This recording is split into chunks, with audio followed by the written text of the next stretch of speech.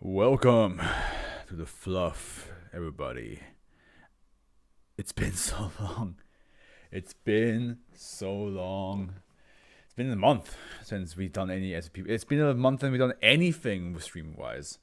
When it came to streaming with Lexi on Wednesday, when it came to doing Portionomics on Thursday, when it came to doing All Night on Friday, and now we got ourselves some SCP reading on a Saturday. It's full moon tonight.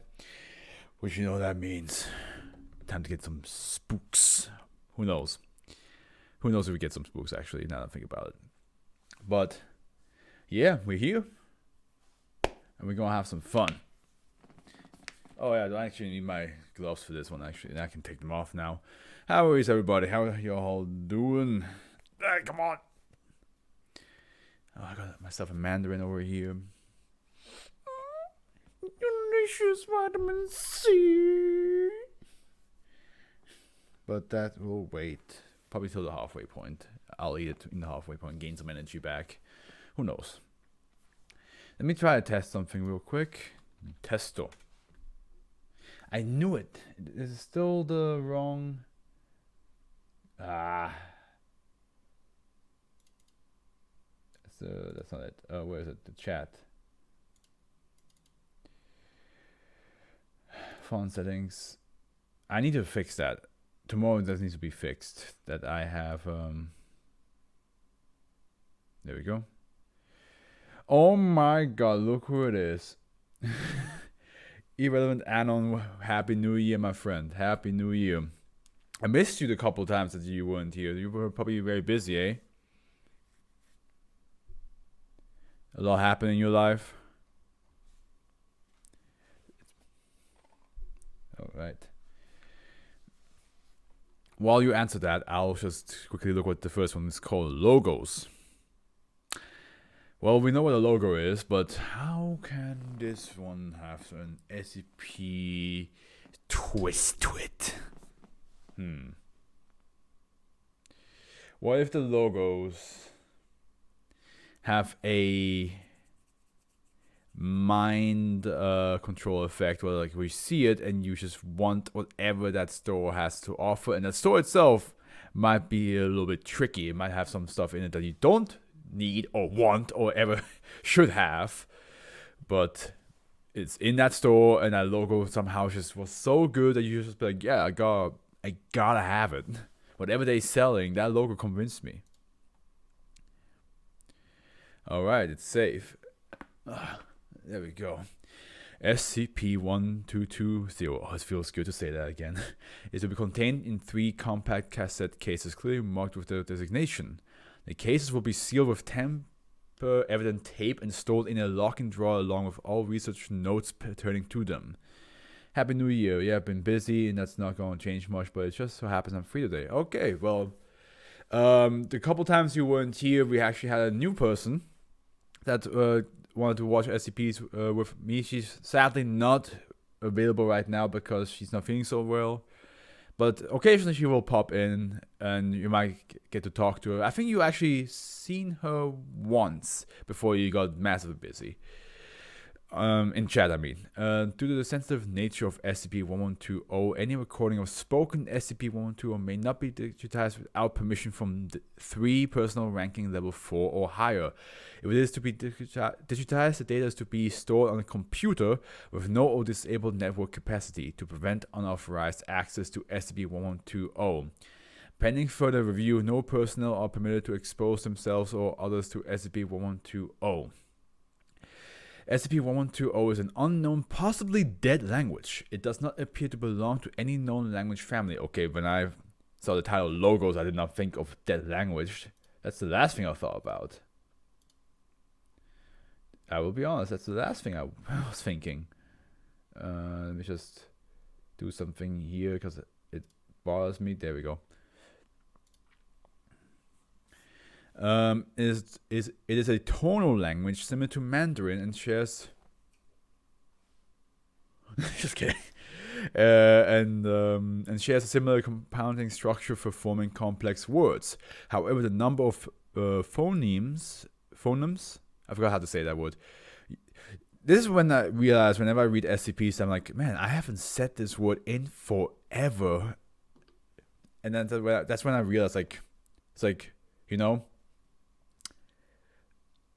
my English be falling off because I haven't read this word forever. I haven't heard somebody say it. I haven't said it myself in forever. It happens. It happens.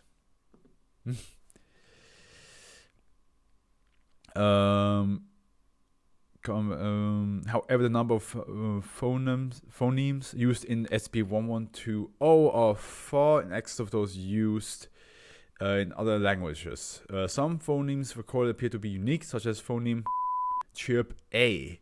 I think logos is the Greek word for thought, reason, something like that. That makes sense. Interesting that we use that to replace that to like a symbol that represents a company. Several of the phonemes are utterances, which is the human vocal apparatus was not meant to accommodate. Yet the only known native speaker seems to have no difficulty reproducing them multiple times in rapid succession. The only known recording of SCP-1120 is a set of 3 cassette cases containing 2 hours and 34 minutes of recording. The recording is of a linguistic survey with an elderly woman. Interviewer begins by identifying the woman as one of Mrs. and states that she is one of the last native speakers of the language, identified only as. The interviewer goes on to explain to him that Mrs. had offered to tell a story in her native language and once more in English. His explanation complete, the interviewer sets the recorder down on the table and Mrs. begins to tell the story. Once she has completed the story in SCP-1220, she repeats it once again in English and the tape ends. Do we have the tape here? No, doesn't look like it. Maybe it's in the addendums. The story is a variant on the global food story present in many Mediterranean cultures. The story outlines a great flood that covered the world, and one man who survived. The man found himself. We're talking about Waterworld here? No, just kidding. The man found. Yeah, no, in Waterworld there were many survivors. The man found himself in the barren world, scooped up several handfuls of clay, and instructed them of the new purpose, whereupon the clay erupted into a handful of wheat, an ox, another human being, and they were expunged. Oh yeah, I forgot that for some reason my my voice mod here still does that weird like doo-doo sound, which I still haven't figured out how to like turn it off. I figured out how to turn it off in London, but not here. Which I have to do that eventually. Recorded instances of SCP-1120, such as those on the tapes, appear to be inert and safe for study. However, when a living subject vocalizes in SCP-1120, a zone of anomalous space is produced. The mechanism behind the production of this zone is as yet undetermined, though the result is consistent with all test subjects. The zone has been measured extending as far away as 10 meters from the speaker. Through the zone is generally smaller, averaging a sphere with a radius of 2 meters. The exact nature of this zone is dependent on the nature of the utterance. This property was discovered by Dr. 1/1120, who on the 5th pronounced morpheme fire, whereupon the sleeve of his coat began to smolder. Dr. was treated for second-degree burns and the coat has been placed in containment, where it continues to smolder. My nose is itchy. Following this, the stricter precautions were instated regarding access to SCP-1120 and testing probably began. For more information, refer to the attached test logs. Whispering myths in an Eldritch language ASMR. Yeah, you know. Imagine that. You whisper some myths and suddenly somebody's like, I don't want to alarm you, but for some reason the bull of Minos is in my room and he's going ape shit. Like, I don't understand how you did this, but can you please stop? You think that's bad? I have 3 gorgons in my house. My family's all petrified. And then somebody else is like, I got a whole locust swarm in my bathroom. What is happening? Okay, addendum. Test log in for Dr. 9/14. Test subject Junior Assistant 1/1220. Native language English American derivation.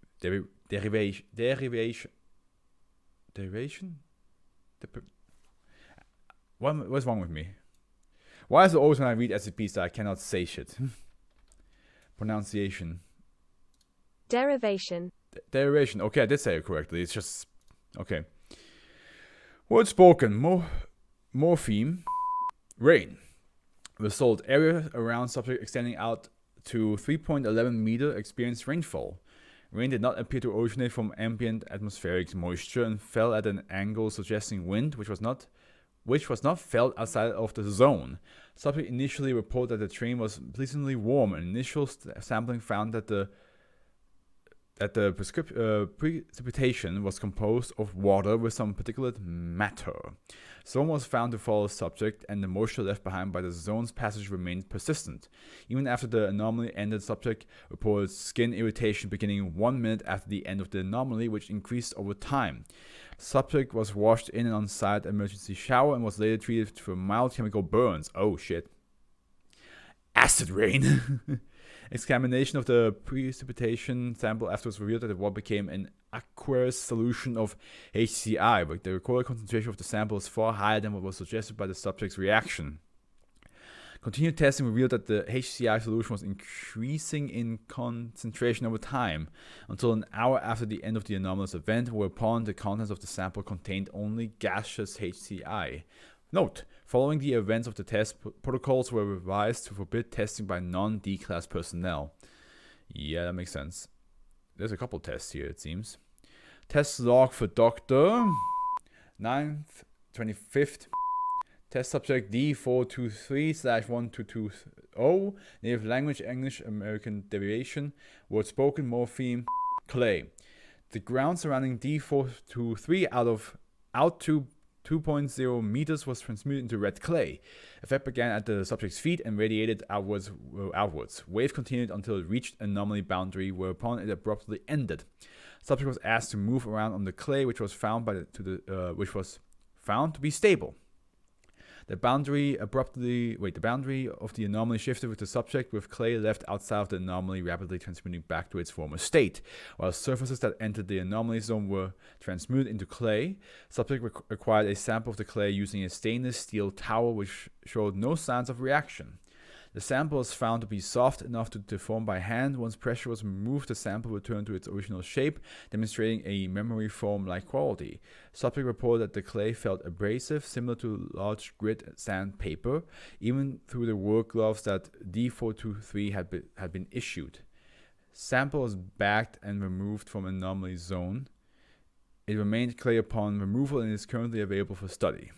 5 minutes after the initial anomalous event, subject reported piercing pain in left foot. On the spot inspection revealed an organism burrowing into the ball of D423's foot, having pierced through 4 centimeters of rubber to do so. The organism, designated SCP-1128/A, did I actually say 112A? I meant to say 122A, well, 1220-A, that's what I meant to say. Was removed via on-site medical personnel and placed in a sample bag along with additional sample of the clay. -A appears to be some form of terrestrial roundworm measuring 6 centimeters, possessing a hardened exoskeleton and an enlarged mouth.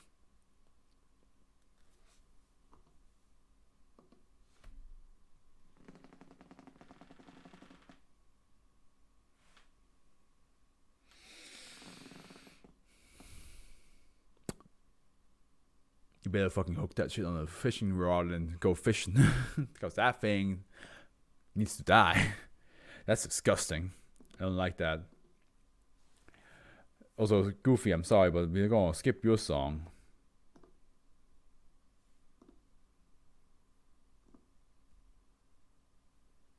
Yeah, there we go. Alright. Where did I...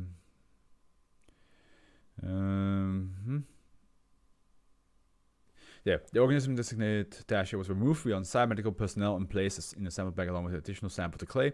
-A, yeah, I read that part. A large mouth containing tooth-like growth similar in shape and function to lamprey teeth.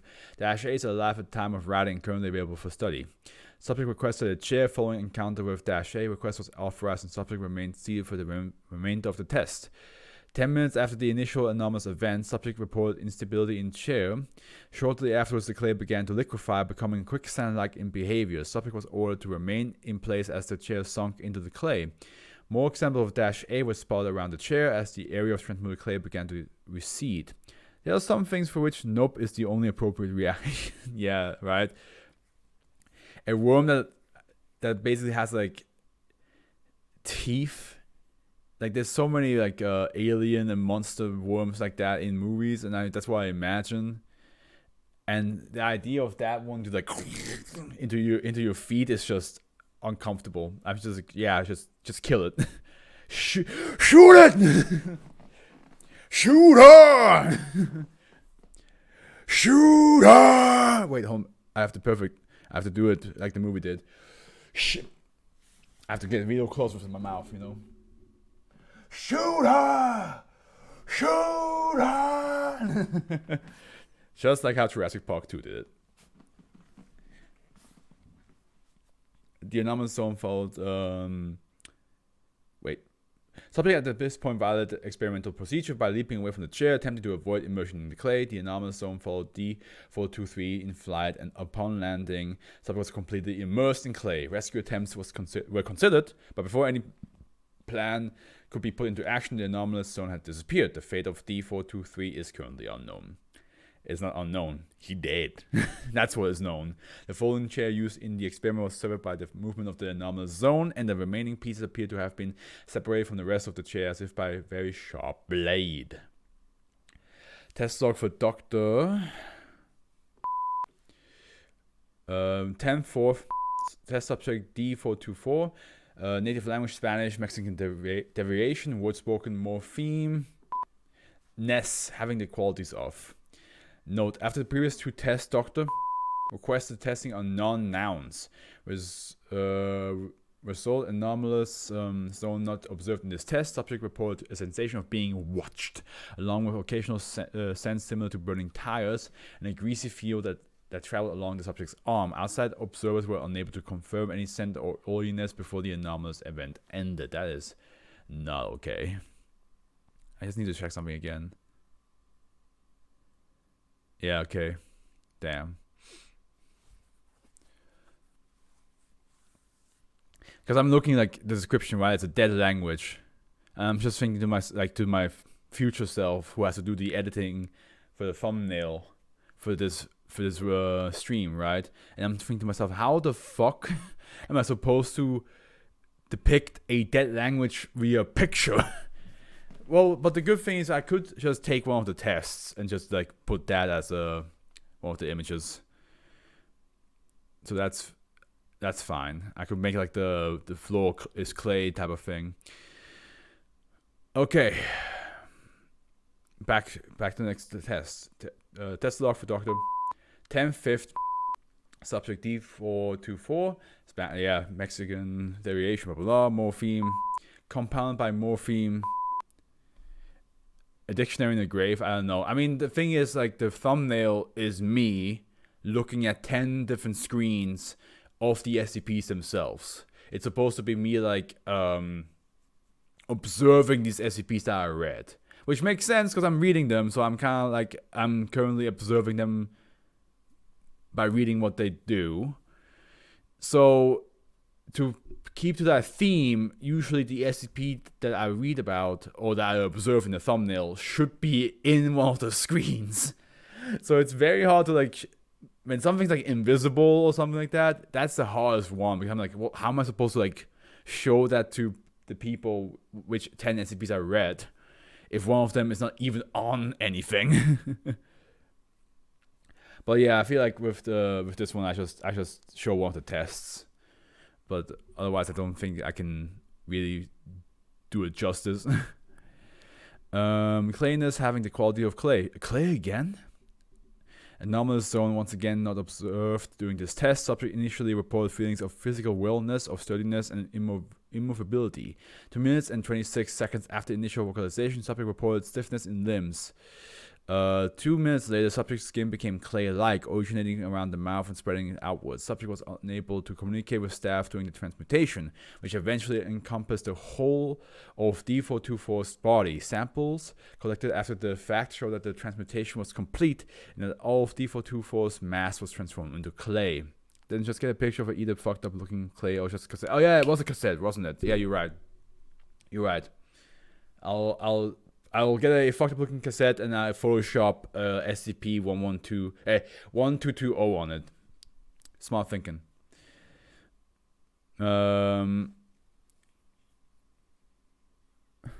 So, test log for Dr.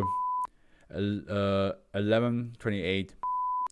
Subject D4245, Mandarin, native language Mandarin, morpheme, covenant, communion, data expunged. I have to figure out how to turn that sound off. Let me actually look that up right now. Let me look at that, because I know I've managed to do that before.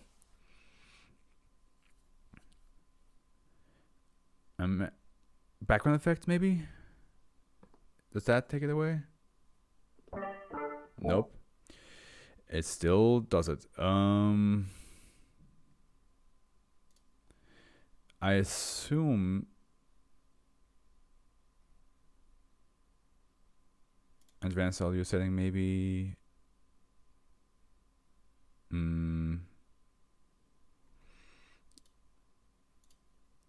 Start with Windows, minimize, ask before updating. Maybe if I do, here we go. Bleep out volume, system output volume, voice change volume, reduce.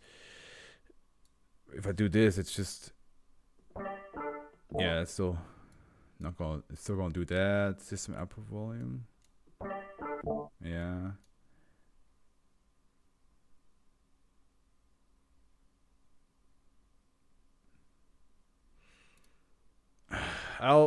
I'll waste my time another time with this. Right now, I'm just not gonna click that button for data expunged.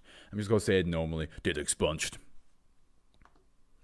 Result immediately following vocalization. Continue for 33 seconds after vocalization. Research sector experienced seismic activity recorded at 3.2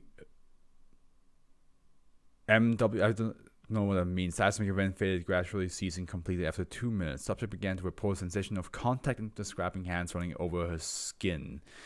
Staff within 10 meters of D425 reported similar sensations. Sensation became overwhelming at 4 minutes and 15 seconds, whereupon D425 collapsed. Subject begins reporting visual, auditory, and tactile hallucinations. Hallucinations included a flock of bats covered in bleached bone plates swarming around the subject, a city made out of melted green glass, a tall figure with a head resembling a compound eye surrounded by sourceless plates of light. Upon reporting the last hallucination, the described figure became visible to all staff within the testing chamber. It's Batman. I'm Batman. The figure sees the subject and both vanished later. Review of security footage did not record the presence of the figure, designated -B. Further experimentation with SCP-1120 suspended indefinitely pending further review. Agents encountering instances of SCP-1120 in the wild are ordered to not engage with the speaker and instead to notify the Home Office. Further action will be handled on a case-by-case basis. This was a lengthy one to start off with, but it was good. I think it's a good one. Just make sure you don't accidentally say anything around it, I guess. There we go. Let's put that in the list. Coasters and shirts. Batman took the D-Class to Brazil. Not Brazil! My home country! I have never been back to.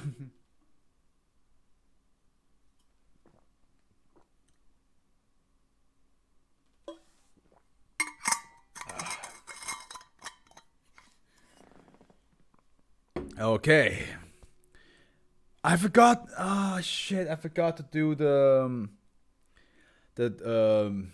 stopwatch because you weren't there, but I now use a stopwatch so I can put like timer down when I start reading the next SCP. So when I upload the video, I can just look at here and be like, okay, that's the time I said, and make the chapters for the YouTube video instead of going through the whole video again and be like, and trying to like finesse exactly the moment when I say it sometimes, and it's I completely forgot about that. Oh well, it's been a while. So unidentified bus.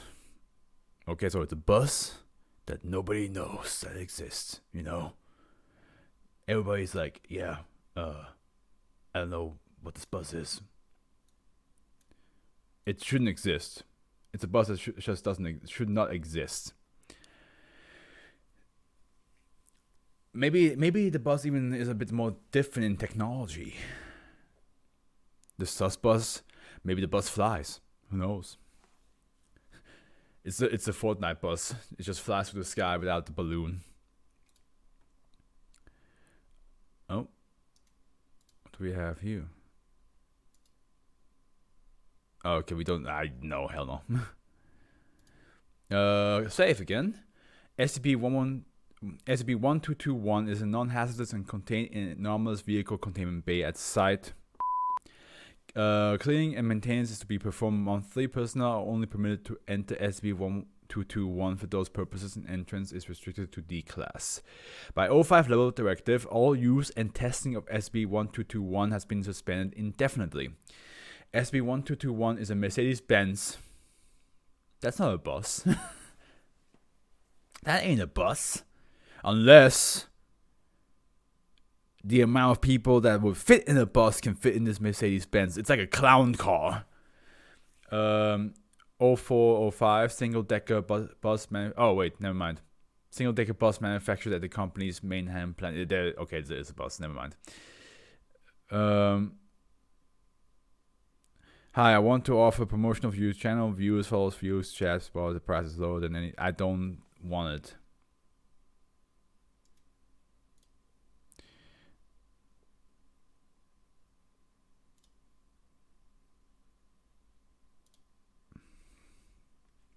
No. I will grow my views naturally. I'm not gonna pay for it. Especially not to a bot that doesn't even like personally talk to me. In 1989. It was purchased by the Transit Authority and had an uneventful 10-year career. Upon its retirement, SCP-1221 was acquired by the Foundation for Staff Transport. Transport of SCPs or exposure to SCP incidents does not appear to have occurred. The operation of SCP-1221 is identical in all respects to a standard bus of its model. It attained SCP classification approximately 1 year after its acquisition, when medical staff noted a statistically significant increase in seizures at site, which were traced back to the users of the vehicle. 90% of the subjects who entered SCP-1221 experienced no visible effects. The remaining 10% are observed to develop a mild obscene seizure disorder anywhere from hours to years after exposure. What? This is similar to typical absence seizure disorders involving some seconds of loss of consciousness and blank staring without movement and showing characteristics pattern on EEG. Atypically, subjects commonly experience hours of deja vu, feeling of familiarity with unfamiliar situation, and jamais vu. Yay! The feelings of unfamiliarity with familiar situations. Yeah. Which are normally associated with other seizure types. Subjects retain no memories of the absence other than the occasional vague description of an out-of-body experience. The disorder caused by SCP-1221 is in many respects more benign than otherwise. Seizures are fairly rare, usually occurring yearly, although weekly seizures have been observed and are invariably controlled with appropriate anticonvulsant medication. Many subjects may be weaned off anticonvulsants after prolonged treatment. A small number, greater than 10%, of affected subjects are observed to vocalize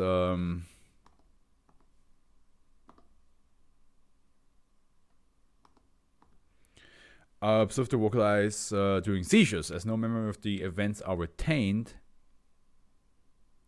Consciousness appears to remain impaired, inconsistent with the presentation of typical absent seizures. Generalized EEG discharges are still observed. The vocalization have a common theme of they look sponged. Don't you just hate when you're on the bus and develop epilepsy every goddamn? This is why people hate public transport. Okay, we have a long ass interview log 1. Well, it's not really long, but Dr. R was skeptical of SCP-1221's extra normal properties and volunteered to test its effects. Of course he was. What do you mean this bus will cause seizures? That can't be real. That is unrealistic. I mean, if you told me that's a thing, like, honestly, a guy that can break through any steel door if you see his face anywhere in the world, now that's believable. But a bus that will cause seizures, now you're pulling my leg, good sir. A 3,000 kilometer sized beast in the water, now that is science. But a bus that will give me epilepsy if I use it, how dare you even suggest such nonsense in my face? A guy that teleports to different realities, now that's just common sense. He ended SCP-1221 without incidents and was interviewed 2 weeks after exposure by Dr. Major. An abridged transcript of the interviews follows. Okay, Dr. Major. Morning. How are you feeling today? Same as always. No hallucinations, no blackouts, no seizures. Got up, had breakfast, did some reports, and came in here. Okay, no change this week, but it sometimes takes a while to set in. Had any strange memory issues lately? Nothing going to happen. You'll say I'm about the 90% who are unaffected. Memory's bad as ever. 12 minutes later. Doesn't look like I got anything from you today. Time for a coffee. Dr. R stares blankly and is unresponsive for a total of 13 seconds. Dr. Major is aware. Dr. R is unresponsive by 6 seconds and makes a note. After 13 seconds, Dr. R face contorts violently, startling Dr. Major. Dr. R is now conscious but visibly fearful and agitated. Oh, are you... Major, Jesus, they were right. They were right about it. 1221, I can see him. It's not me. Him? What are you? It's somebody else. I'm not here. I just watch. You have to help me, Major. Help me, please. Help me. Dr. R face violently contorts for a second time and returns to normal after 3 seconds. Dr. R mood has returned to its original state. The time is now 14 minutes 44 seconds. I'm sorry, I must have drifted off for a moment. What the hell was that? Was what? Dr. appears to have no memory of the episode despite repeated questioning. Video recording of the episode is shown to Dr. Okay, mate, you got me there. I guess 1221 does cause a little seizures after all. Egg on my face, huh? You don't have any comments on what you said during the episode? No idea what it means. Looks like I just went a bit loopy. Can't get going. This took ages. Now I have to get medical to fix this up. Don't want to scare you again. Okay. We'll continue this later. Doctor exits interview room. CCTV cameras in outside the corridor appears to show him mother. Nice try. What do you mean nice try? What do you mean nice try, you son of a bitch? Do you know something we don't know?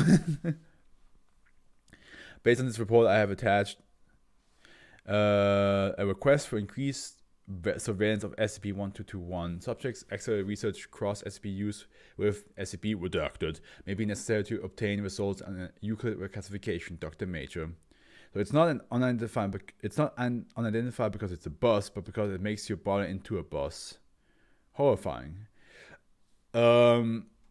Yes.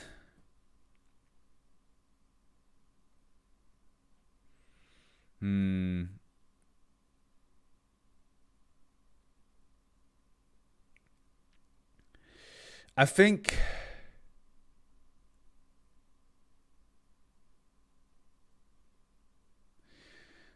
I think the unidentifying part is, I'm not sure if it's making you into a boss. I think maybe it's an unidentified bus driver that's just like, I don't know.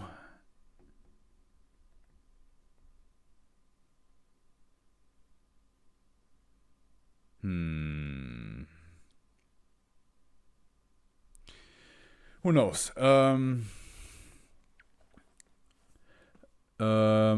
Request denied. Evidence that SCP-1221 has a major effect on subjects lacking in bearing. The treatable seizure disorder subjects have universally normal appearance and behavior.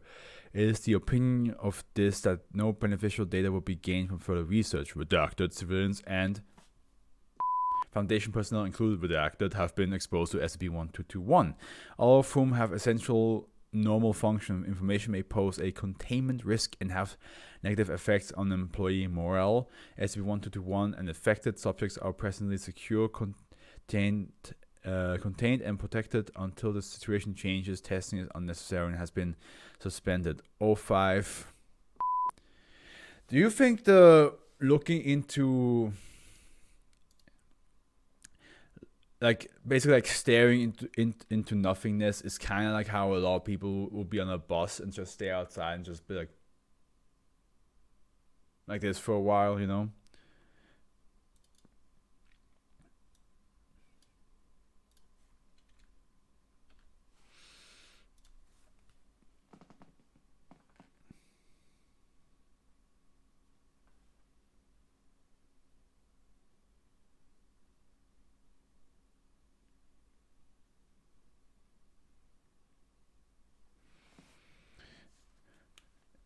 Like, not literally, but make something part of your body, and it just sounds like they don't want to mess with it to avoid a direct conflict. Yeah.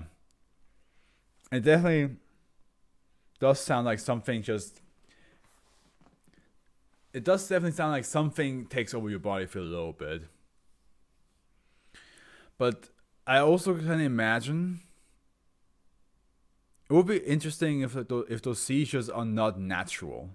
As in, like, it's not your body just having an epileptic fit. Due to, like, the body, like, having some, like, weird chemical reaction or anything like that. But, like, what if it's somebody shaking you? What if it's, like, some being just grabbing you, just like... But yeah, I think you're right. It does seem like something's piloting them for a moment. And that's why, like, they have those memory gaps, because, like, they... So that's why, yeah, I think I know what you mean now. Yeah, I think that it seems to be, like, more correct that, like, something's piloting them for a little bit. That's why they have those memory gaps, because it's somebody else inside the body. And when he was like, it's not me, they were probably saying something along the lines of, like the one you're talking to is not currently me. It's somebody else in my body. Yeah, maybe that's probably it. And that seems correct. Stasis box. Stasis. Isn't stasis like when like things stand still? So what is it? A box where you throw something in it and it just like it just stops in the middle of it, like it just floats. Time stops for it. Another save. We got so many saves. SCP-1222 is to be locked in a 60 centimeter cubed hard plastic container with foam inner lining to hold in place. The container can be found inside a locker in the storage area of Site 4. If container is damaged in any way, contact administration for replacement. Personnel with level 1 clearance or higher may access the object for research purposes. If not used for testing, linseed oil must be rubbed into SCP-1222 for preservation purposes once annually. Linseed oil must also be used after all research tests. SCP-1222 is a bamboo box decorated with beads and shells and measuring 7 times 10 times 10 centimeters. A lid is attached and held together by a woven thread made of palm fronds. Any human who touches the box with both hands and gazes at its bottom will instantly enter a state of stasis, in which they cannot be repositioned or harmed by any means known to the Foundation. Any human in this condition is to be classified as -1. This stasis will continue until -1 is touched by the skin of a live human. -1 has no vital signs, respiration, blood pressure, brain activity, and can remain in this condition indefinitely. Removing SCP-1222 from -1's hands or blocking it from -1's view does not affect the stasis. However, not only one instance of -1 exists at a time. Attempts to successfully or simultaneously create multiple instances of -1s have failed. Examination of -1 through latex glove has revealed that -1 flesh is hard and unyielding. Researchers have described the flesh as being like stone or metal. -1 clothing is unaffected by the stasis and can be damaged normally. However, the hair becomes intensely tough and durable. Wow. They become Colossus from the X-Men. Test log -1. Test. SCP-1222 it's test 12.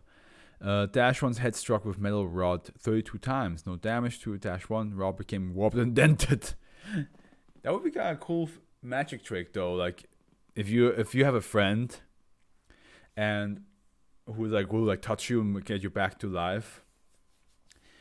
Imagine like showing this to like in a party, like okay, my friend's gonna look at this box now and he's gonna petrify himself, and he's just like, oh, and it was like as if, and I'm gonna use this baseball bat now and bash him across the face. And it was like, whoa, wait, do you really want? And then you're like, full swing, and there's like no damage, nothing, just the baseball bat just denting, and you're like, there we go. And then you touch him, and he's just like, it's like, haha. And there you go, no damage. Test 14. Fired out with a 38 special revolver. The bullet compressed against -1's right earlobe. -1 fell over. Okay, so enough force can still move you, but you just don't get hurt. Test 22. Fired out with an AR. Is it R or AR-10? I think R-10 rifle, right? Using 7.62 times 41 NATO rounds. The bullet shot against -1's right shoulder. -1 fell over. Test 30. Strapped out with a 30cm kitchen knife. Freeze him and kick him in the nuts repeatedly. The ultimate proof. Yeah. Shoot him in the nuts. Be like... No injuries. No damage. He is immune. Strapped out with a 30cm kitchen knife. Knife bounced off. Test 31. Stab with 30cm kitchen knife. Knife broke.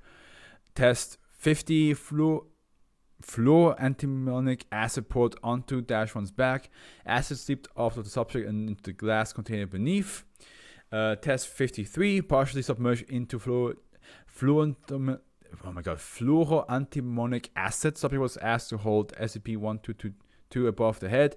While entering stasis, subject was lowered into a glass container 2 meters tall with 1 meter filled with fluoro-antimonic acid. Test was conducted with safety measures to ensure no damage to SCP-1222 would occur. After 2 weeks of no reported changes, subject was removed, cleaned, and reawakened. Subject subsequently died due to accumulation of acid in pores of skin and lower cavities. Test 63.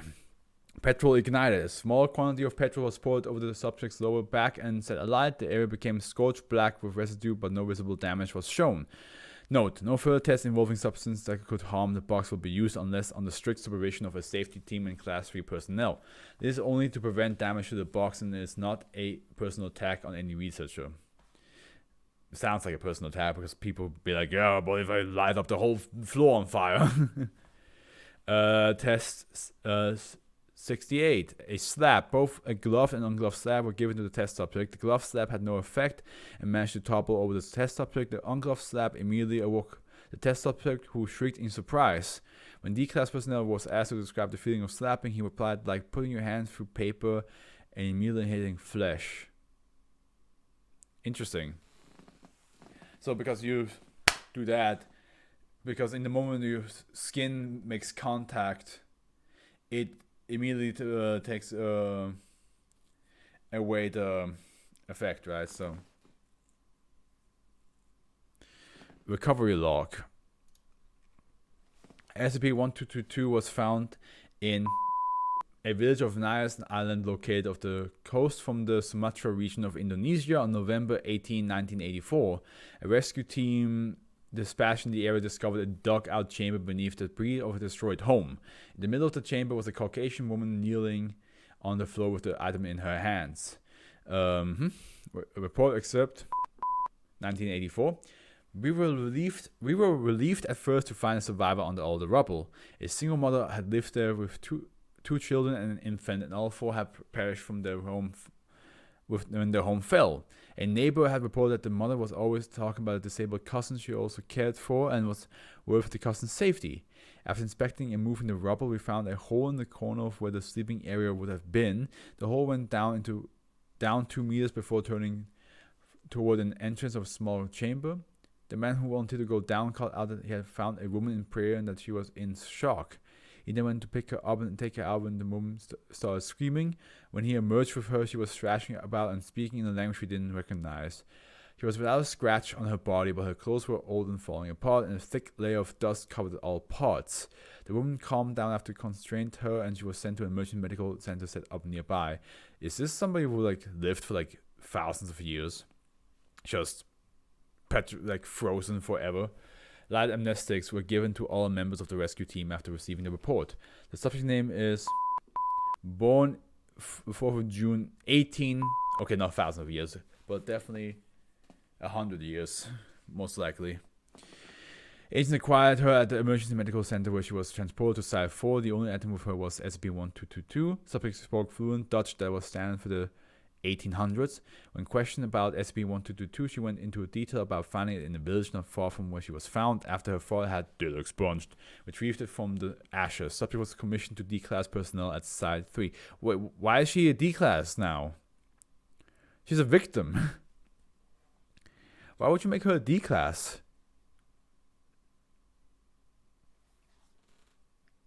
Just give her amnestics and try to teach her the world now. Okay, maybe it's kind of weird for potentially a woman who could be somebody's great grandma to walk around. Yeah, maybe not. Maybe don't do that. Addendum. Further future tests are scheduled for use of radiation, destructive bacteria, nanomachines, and SCPs. And various Keter-class SCPs were also considered but decided against due to the possibility of the damage of destruction of SCP-1222. Okay.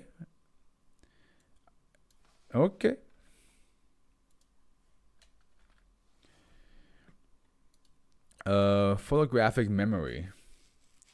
I mean, that's a thing that exists in our world. Or at least people say that they have it.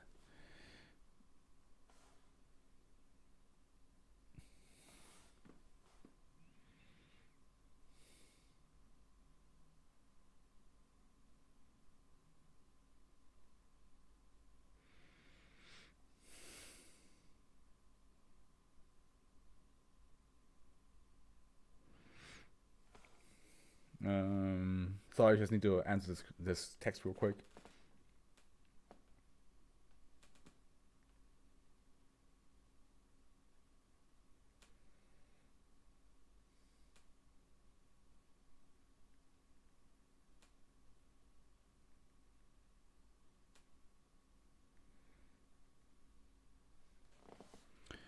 Okay, here we go. Photographic memory. What if it's not? What if it's not the idea of you can remember a place or text perfectly by just having a full image in your head? What if it's the moment you see something, you can just print out a fucking photograph out of your brain. Just like, maybe the real anomaly where the memories were formed. Maybe the real anomaly where the memories were formed along the way. Maybe. Man, we have a lot of saves in this one. Gotta say. SCP-1223 is to be stored in a standard containment crate in the on-site warehouse of site. SCP-1223 is to remain in an unpowered state when not undergoing approved testing. When undergoing testing required a powered state, SCP-1223 must be secured. By the way, I need to check something. Did she ever answer me on this? General chat. Nope, she didn't. Okay. Sorry. When undergoing testing required a powered state, SCP-1223 must be secured in a sealed testing area and monitored via video surveillance. While in a powered state, only D-Class personnel may directly view SCP-1223. SCP-1223 is a digital photo frame manufactured by the corporation. Physical examination while in an unpowered state revealed no components unusual for other models of its product line.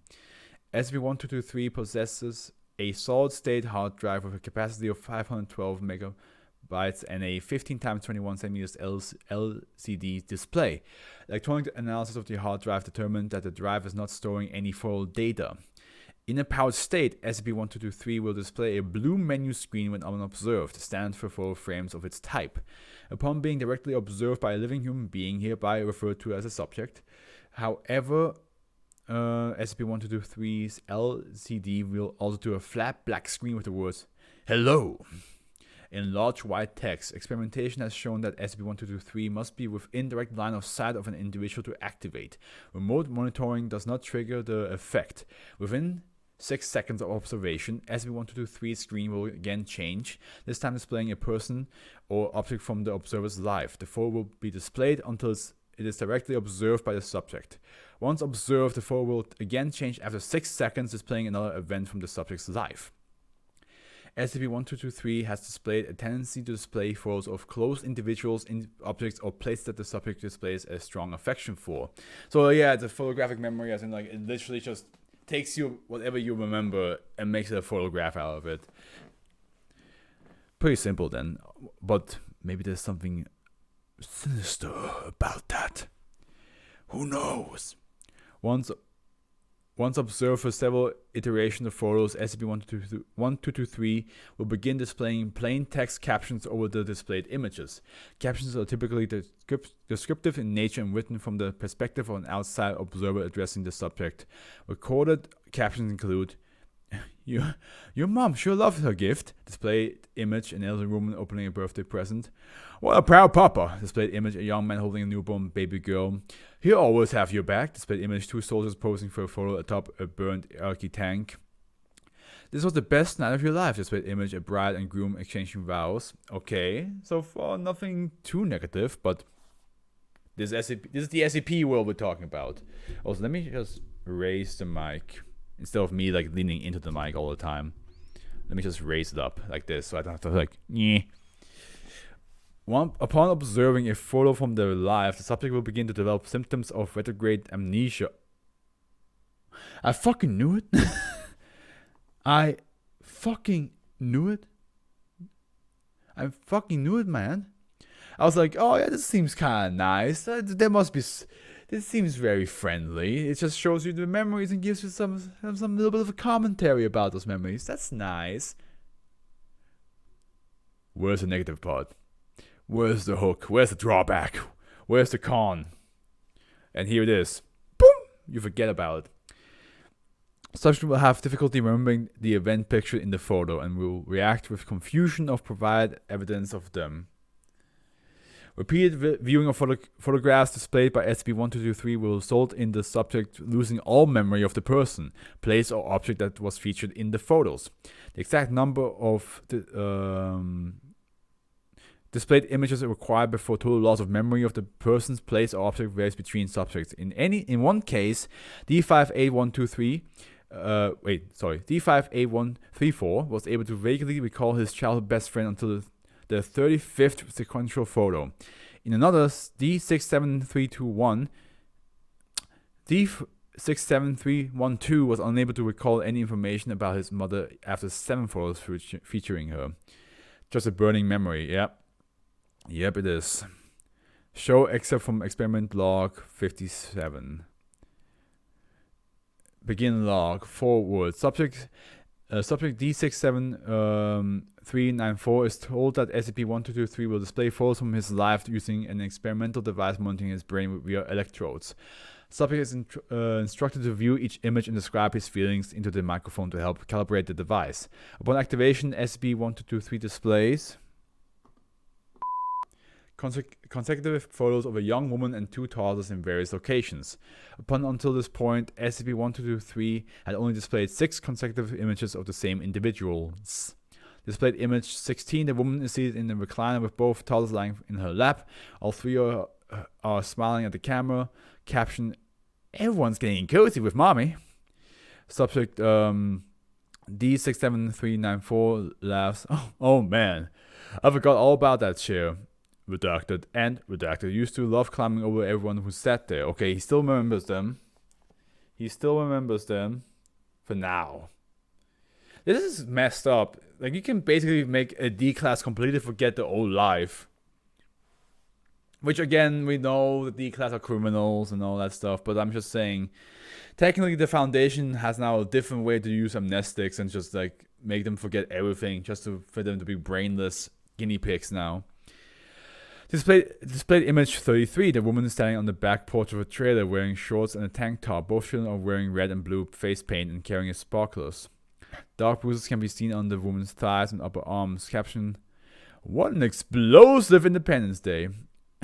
I remember the 4th of July. Redacted. Didn't think the kids were old enough to play with sparklers yet. They loved them. Redacted. Got scared of hers and dropped it after it burned too close to her hand. But she was a little daredevil. She stole her brothers 10 minutes later. Displayed image 78. He still remembers after quite some time. The 2 children seated at a dinner table with a large cake in front of them. The children are wearing matching pink and blue hats with the number 4 written on them in glitter. The woman is kneeling between the 2 children's seats while the smear cake on her face. Captioned, they thought mommy was the sweetest. By the way, Foundation, I understand you have to do tests, but can you pick a D class that doesn't have apparently such a lovely family life, and he's gonna forget this within a certain amount of tries? Again, I understand D class are all criminals and they're heinous people, but like, you don't have to be heinous yourself, Foundation. Oh god, I nearly peed my pants when they did that. Redacted bent down to cut the cake and the kids just grabbed a handful and went at her with it. I couldn't believe how smart they were to pull that off at the same time like that. Displayed image 126, a point of view shot inside a small living room of the woman being grabbed by the throat. She displayed multiple severe bruises around her mouth, eyes and forehead. One of the children is sitting lying on the floor behind the woman, behind his face. Caption, you told that bitch to watch her mouth. What the fuck is this? Who the fuck did that to her? Hey, what the hell is with this thing? Why is it? Displayed image 127. The woman is lying on the floor of the room, pictured in image 126. She displays massive facial trauma consistent with a close-range gunshot wound. Caption, she won't run that pretty mouth anymore. Oh, Jesus, I'm gonna be sick. Oh, Jesus, are these fake? Where did you get these? Displayed image 128. A second point of view shot. Both children are seen cowering in the corner. A shotgun barrel is protruding from the bottom right corner of the image. Caption, little pitchers have big ears. Oh no, you made this up, right? Hey, we're all redacted. Hey, man, I'm talking to you. I want to know where the fuck my wife and kids are right now. Subject reacted violently at the point. Subject was retrained with lid locks and testing resumed. Displayed image. A repeat of image 16. Subject had not spoken for over images. Huh, cute kids. Who's she? End log, closing statement. Subject D67394 was incarcerated for the first-degree murder of his wife and children. Recommend further testing using D-class convicted of crimes against friends or loved ones to test potential sapiens of SCP-1223. So, well, I'll take back everything I just said. I was like, oh, don't do it with a person that apparently had a lovely family life and now got in jail for whatever reason. No. It's good that they tested on him. He fucking... I cannot believe he killed them. But also at the same time, how did he not, like... feel... Like, how... Why was he panicking over the... Maybe he suppressed the thought. Maybe he was drunk. Or high. Who knows? Something must have happened that made him forget that he did that. That's a dark one, though. I mean, like, the SCP itself doesn't necessarily have to be dark, because, like, the memories could be good, but the fact that the D-Class ended up with, like, such a... Like, it was all, like, so sweet, like, oh, look at my twin kids and my wife, it was all fun and good, and then you see, like, oh, yeah, but he killed his whole family. Psycho behavior, definitely, man. Little Chemist Kid. I have a feeling Dr. Von Entertainment is the one behind this one. Something tells me that motherfucker is behind this one. And it's not gonna be a little Chemist Kid where you like, oh look, I have a little bit of this, and and this is how you make magnets, and this is how you make oxygen for small little toddlers. No, it's gonna be something like, now I have uranium in my house, which. To be fair, back then, Chemist Kits actually had uranium in it, but imagine like it's just like actual like radioactive shit in that Chemist Kit. Like, another safe? How? How do we have 5 safes in a row? All acquired instances of SCP-1224 must be contained in it. Oh wait, actually I need to answer, maybe?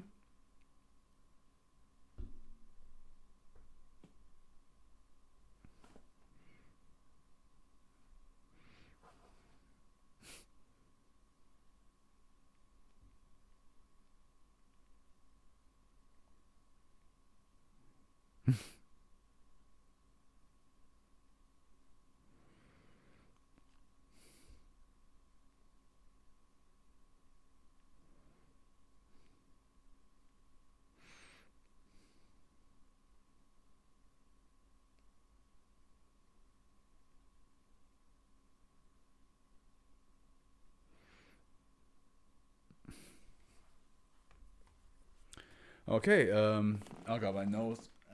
Why is my nose always itchy when I stream, bro? All acquired instances of SCP-1224 must be contained in separate blast chambers in the hazardous materials ring of Site 37, with the exception of any acquired instruction booklets, which are to be scanned into the on-site secure database and subsequently destroyed. SCP-1224 is a set of 17 instances of Dr. Wondertainment's super science little chemist kid. I fucking knew it. I knew it was you, Dr. Wondertainment. All kits are contained in metal boxes measuring 35.5 centimeters times 65 centimeters times 25.25 centimeters. The boxes are composed of a metallic alloy containing lead, aluminium, and iron. The hinge lid of each kit is fully covered with a unique photographic sticker displaying an ethnically diverse group of 2 to 4 children playing with the content of the kit. In the lower right corner of each sticker is the following warning label. Dr. Wondertainment's Super Science sets are intended for children ages 7 to 12. Any experiments using Dr. Wondertainment's Super Science sets should be performed only with adult supervision. All instructions should be followed exactly for best result. SCP-1224 kits each contain a test tube rack composed of the same alloy as the box, 5 test tubes, and an Erlenmeyer flask, all made of borosilicate glass, a small heating element, a borosilicate glass steering rod, a glass and rubber pipette, 50 brown opaque glass bottles with paper labels and an instruction booklet. The bottles contain a wide variety of chemical compounds, including hydrofluoric acid, sodium hydroxide, colloidal silver, liquid mercury labeled quicksilver, small granules of uranium, yellow cake, and several unknown compounds labeled super region, super catalyst, and super accelerator. I told you, this motherfucker decided to have actual mad chemicals in his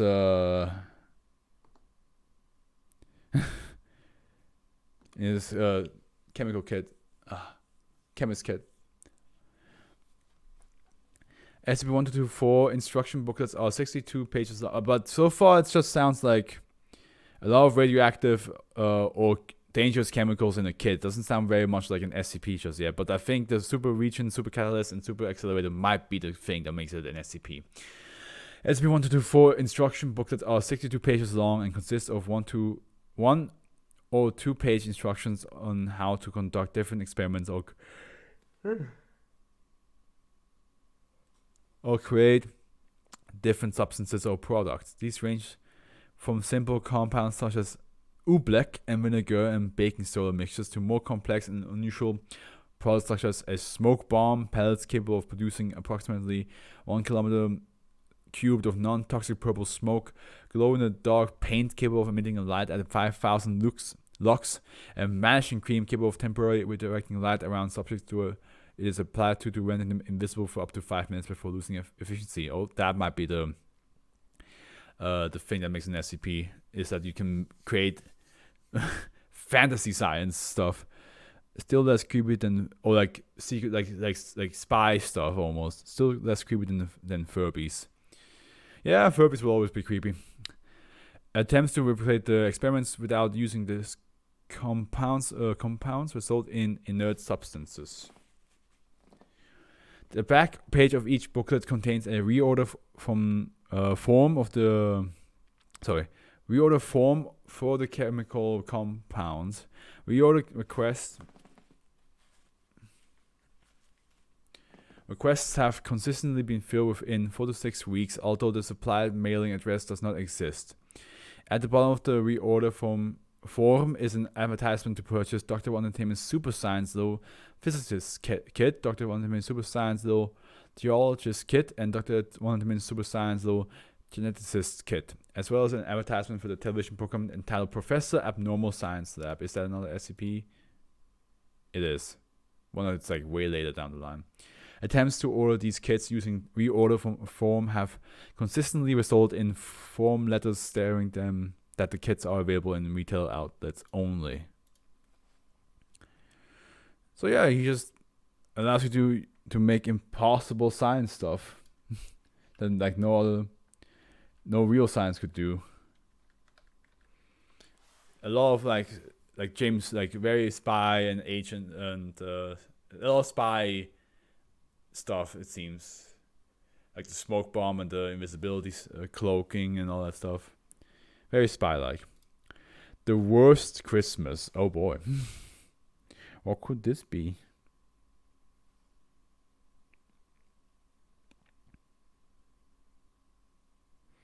What is happening here?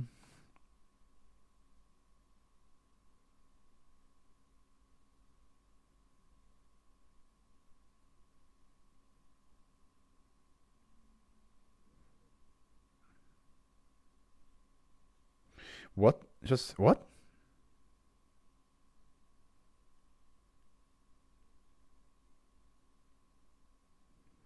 What?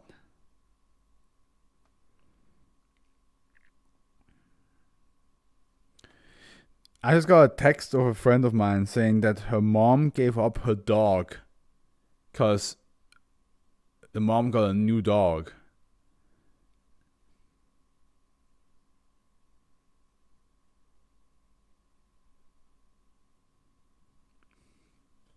This can't be. This can't be serious.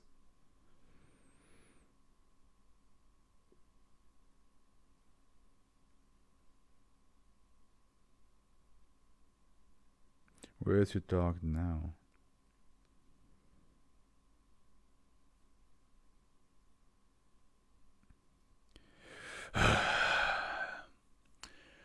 US, man. The US. People there are a whole different type of people. The worst Christmas. And all safe. God. Actually, wait, before I start, I'm gonna have myself a Mandarin. What am I supposed to say to that information? I cannot believe that's a thing somebody would do.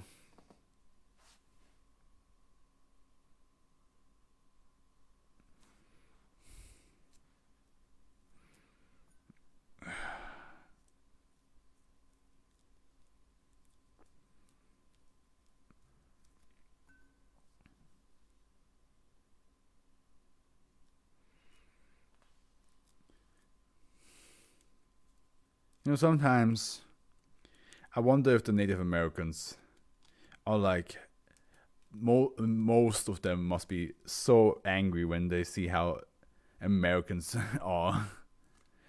Like, imagine you lose your land, right? And then centuries, like decades later, those people do shit like that, and you like think like, are you dumb? Like, I would be so angry if for example, Switzerland, if I was like a person from Switzerland originally, like the native people from Switzerland, and then some other group came along, took over, and then years later, I find out how dumb they are.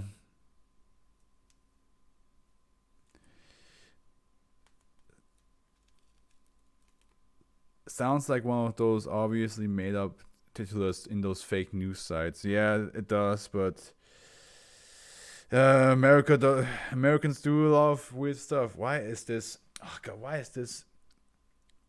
Oh great, I gotta go wash my hands afterwards, which I. It's so, oh god, it's falling apart. It's not even opening up correctly.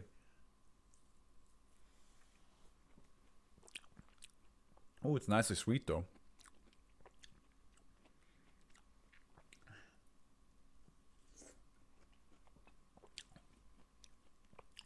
I'll be right back.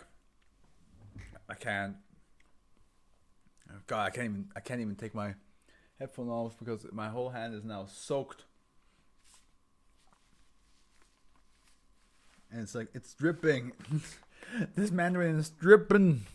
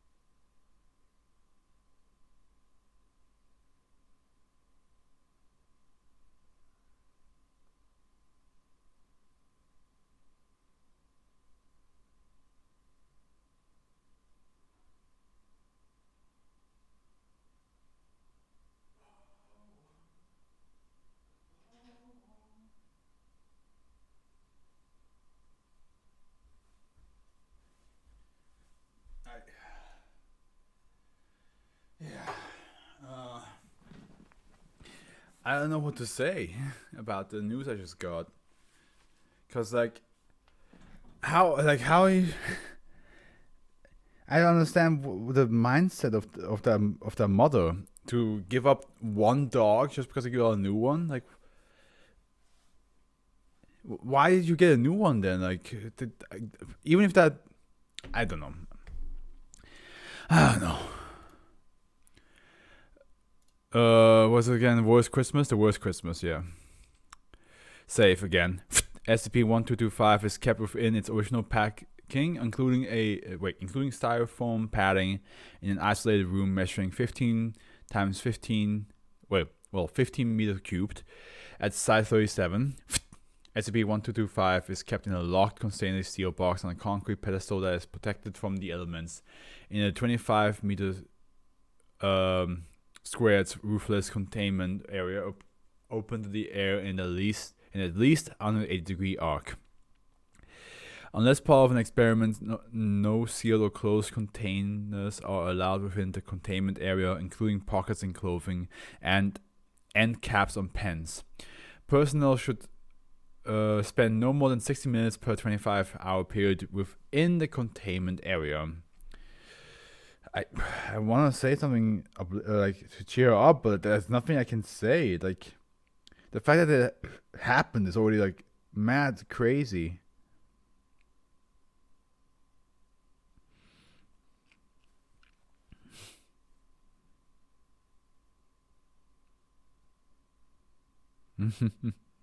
Like, this is the worst. I got bad news from my friend, and I'm being flirted with from somebody else. So I'm in this like emotional like roller coaster right now where I'm like, oh, this is awesome, but in the same time I'm like, this sucks. So I don't know what to do. I don't know what to do.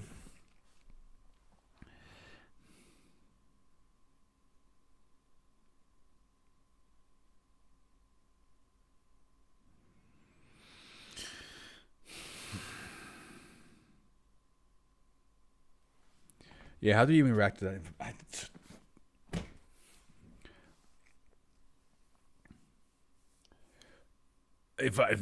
If my mom did that, I mean, at the end, my mom has all the pets, right? Like, I don't own a pet myself, or I wouldn't call the dog that we have my dog. I would say it's our dog. So, but if I were to own a pet, and I would have to leave with my mom a lot of times, and then I find out that my mom's like, "Oh, your dog is not here anymore." I got myself my own dog. I'll be like, "What the fuck? What's wrong with you? You have at least like talk to me about this. Like if you were like, oh, I want my own dog, but we can't take care of two dogs. Like,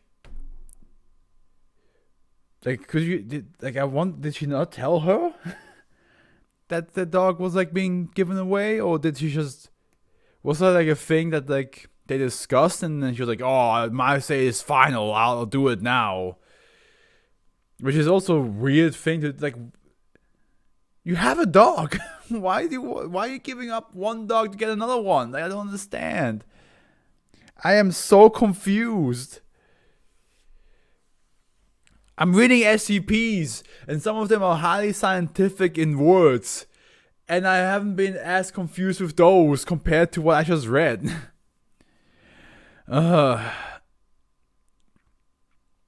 SCP-1225 is a spindle-shaped glass ornament with a small loop at the top, allowing it to be hung from a hook.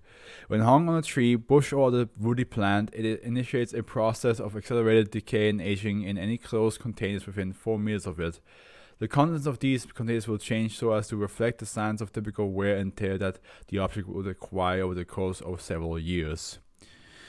Textiles, clothing, and stuffed plush items became faded and threadbare, often with ripped seams and missing or broken fasteners. Solid-state metal, plastic, or glass object will display chips, cracks, scratches, and heavy corrosion similar to acid burns. Electronic displays, both hardware and software problems, sufficient to cause fatal shutdowns within a few minutes of use. Foodstuffs will become stale or moldy. Living organisms do not die, but display health problems consistent with age as well as extended malnourishment, neglect, or abuse. This thing is killing Christmas! The decay process is rapid, with affected... and by the way, people, I'm not trying to read this to, take light of what I just read before with my friend and her dog. I'm not reading this and joking around to just ignore what I just did. I'm doing this to, keep on with the stream, entertaining people, but in my back of my mind, I'm also thinking of her, of course. Just be aware that I'm not trying to be insensitive. That's not my goal. It's just that if I'm gonna read these things and I want to act with the way I am, and I don't want to ruin the mood for everybody else who's gonna watch this afterwards, because this is an issue that she will have to deal with and I can help with, hopefully. But I'm not gonna let that be the main thing in the stream and ruin our chance to talk to each other, my chance to read these things, my chance for people to watch this afterwards. Just so people are aware, I'm not just going. I didn't just skip over what I just read, just to be like, oh well, nothing happened. Let's go back to this thing. Just want to make sure people are aware. The decay process is rapid, with affected objects displaying approximately 1 year's worth of aging within the first 24 hours of exposure. However, the rate of decay slows over time and asymptotically approaches a maximum of approximately 10 years worth of aging over the course of 3 weeks. Study of the SCP-1225 pre-containment circumstances, as well as experimentation regarding the aging effects of long-term exposure to SCP-1225, indicate that SCP-1225 has a secondary effect.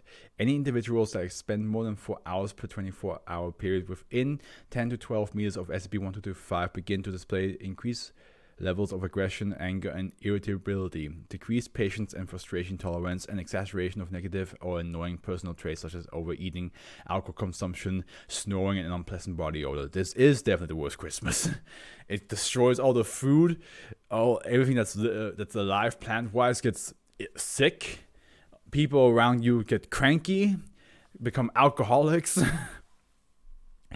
This effect persists even when the now I think about, I say this and I joke around, but some people actually are experiencing this every Christmas. Like, where either the food's just not good, it's horrible because people don't whoever cooked the food was not really caring about making the food taste good. Some family member always joins that people don't want them to join, but they always manage to somehow get a way in. So some people actually have this for Christmas, which is a very sad thought, but yeah. But this thing makes it on purpose. Most commonly expressed by severe. Wait a minute. This effect persists even when the affected individuals are no longer within range of SCP-1225, but gradually fades over the course of 8 days. This increase in aggravation factors typically result in heightened levels of interpersonal conflict, most commonly expressed by severe verbal or physical fights. When more than one individual affected by SCP-1225 interact with each other, the effects are much more severe and escalate much faster. In 27.5% of cases, this results in serious injuries or fatalities. Addendum H. Due to statistically abnormal amount of equipment failure, structural decay, and interpersonal conflicts requiring administrative action at Site 37, more in-depth studies were performed on SCP-1225. The current prevailing theory is that SCP-1225 still operates even when not placed on a plant, but much slower and less intensely. It appears to treat enclosed structures or buildings containing it as if they were containers placed beneath it, and will affect them as well. Whether or not the containing structure includes a roof, trellis, or other overhead cover appears to mostly strongly determine whether or not SCP-1225 will affect the structure. The acquisition of D-Class personnel from SCP-784 is currently under consideration due to the fact that these personnel are less prone to equipment failures caused by SCP-1225. And I forgot what that SCP is. 784. Right? 784? Yeah. 784 is the Christmas cheer. It says neighborhood in Texas, the inhabitants are all anomalous people dressed Christmas. Oh yeah, isn't that in Christmas clothing and not of Christmas? There was no reproducing birth or death. Yeah, it's the one area where Christmas is all the time. Yeah.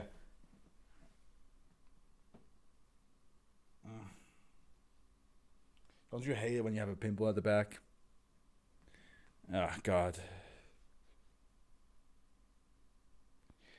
Oh, it's one of those ones that's very sensitive too. Further research is required in order to determine the exact nature of this effect. Containment protocols have been updated. Okay.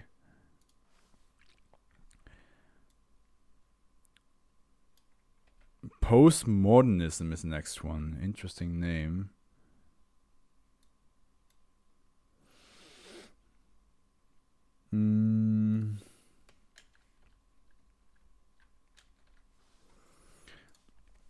Okay.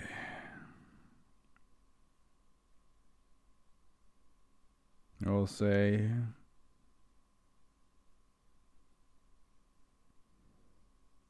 wait, hold on a minute.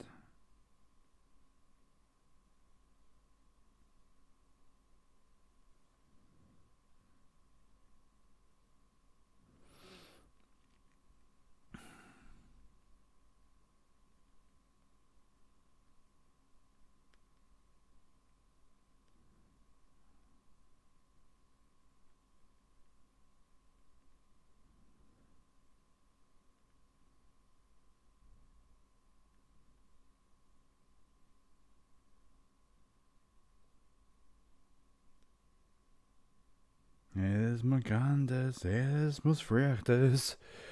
Pretentious artist, probably. Okay. I wonder if it's if it's like a pun on postmortem. Postmortem. What's it called?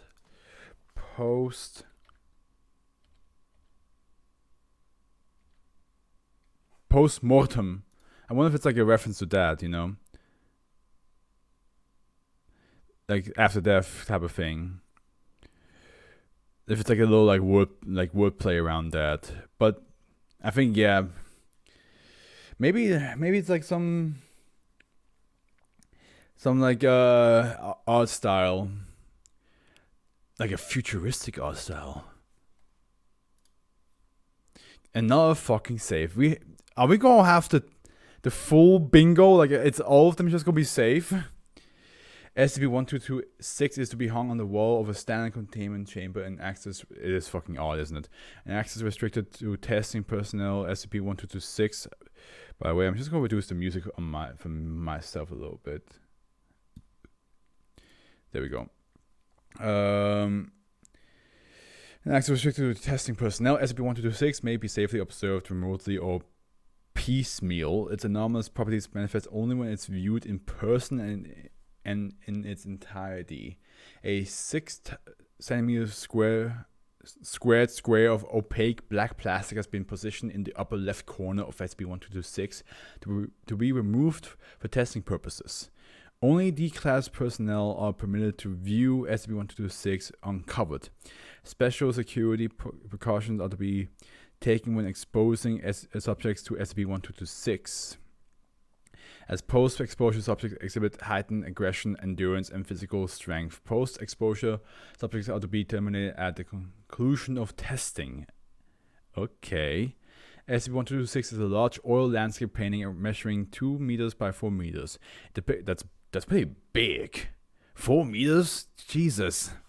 It depicts in great detail the detonation of a nuclear weapon above a large city. Footnote. The skyline of the city depicted in SCP-1226 does not conform to that of any currently extant urban center. Photorealistic attention has been paid to every detail of the painting, from optically correct reflections on the thousands of glass shards depicted to the accurate representation of the effect of atomic firestorm on the 3,129 human figures portrayed on the streets. SCP-1226 was originally displayed in a varnished oaken frame and accompanied by a freestanding informational plaque. Now, a footnote. Neither frame nor plaque have exhibited anomalous properties and may be viewed upon request. For full text of the plaque, see Addendum 2. When subject views the whole of SCP-1226 in person, it causes an immediate mental and physical change in the viewer. A significant increase in physical size and overall musculature is accompanied by a pronounced curvature of the spine, forcing a hunched simian posture. The skull is radically reshaped, the forehead sloping and jaw protruding. This results in a marked reduction of total brain mass and an increase in cranial pressure, with significant reduction in cerebral volume. These changes occur over the space of about 40 seconds and are evidently extremely painful. Are they becoming... They're not becoming Neanderthals, are they? Post-exposure subjects exhibit a massive loss of mental capacity consistent with the reduction in brain mass. Subjects are capable of only rudimentary cultural vocalization, simply gesturing by way of communication, and are concerned only with feeding copulation other basic instinctual behavior. They're Neanderthals. Wow. Due to the intense pain and loss of mental function associated with transformation, subjects invariably enter a violent state of panic. Initial description of affected subjects as cavemen have been proven inaccurate. Okay, never mind. Autopsies and paleontological analysis have revealed marked similarities between known human ancestors and affected subjects. Currently, favored theories propose the subjects are altered into either a hitherto undiscovered prehistoric humanid or a popularly perceived caveman archetype. All re-education and rehabilitation efforts to date have failed due to the radical simplification of subjects' brain structures. Addendum 1, Acquisition Log. SCP-1226 was acquired on following its unveiling at Data Redacted Gallery in Data Redacted. The unveiling event was heavily promoted as featuring the latest work of and was attended by many well-known members of the global artistic community. The unveiling event exposed individuals in the anomalous effects of SCP-1226. Those gallery patrons and employees not exposed were killed by exposed subjects over the next half hour, either through bludgeoning, cannibalism, or some combination thereof. 911 calls and police reports were intercepted by MTF Upsilon 23 odds critics. Affected subjects captured or eliminated, and amnestics administered to witness and first responders. SCP-1226 anomalous effects were confirmed on site by MTF Upsilon 23, and SCP-1226 was taken into containment. So-called art that drains intelligence and humanity. This is just the average NFT. Oh, yeah. NFT should never have been a thing to begin with. To be honest with you, NFT should not have been a thing.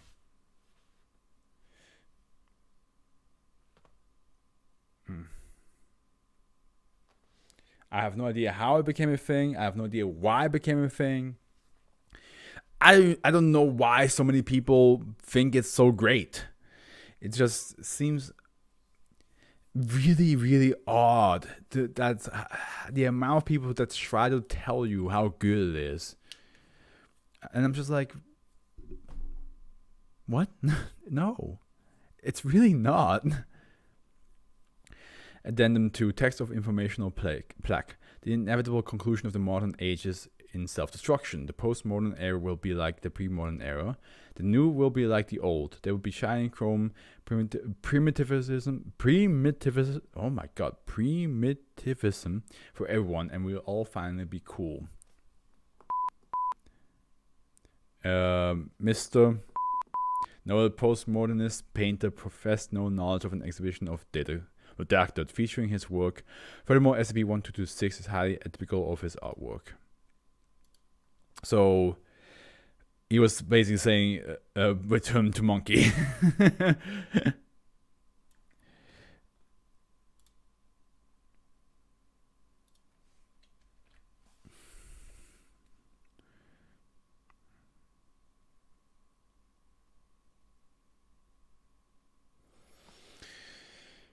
She's not answering the girl with the dog. She's not. I mean, I only saw like an hour late because she texted me on Twitter. But yeah, she's probably going through it right now. Ugh.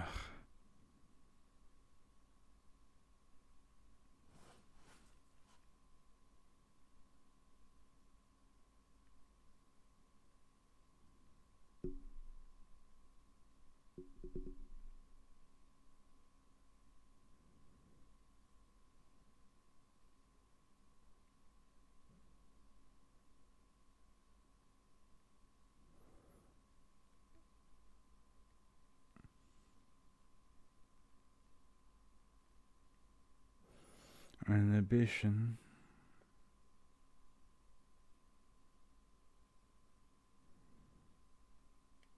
There we go. Just a quick. Sorry about that. Hope she does well. I hope so too. Fucking hell. That is not a. It's a week into fucking 2023 for her. And that's the first thing that happens. And her birthday is coming up in February. Like, this is not... This should never happen to a person. This sucks, and I can't really help much. I mean, I can be there for her, of course, and I will be. But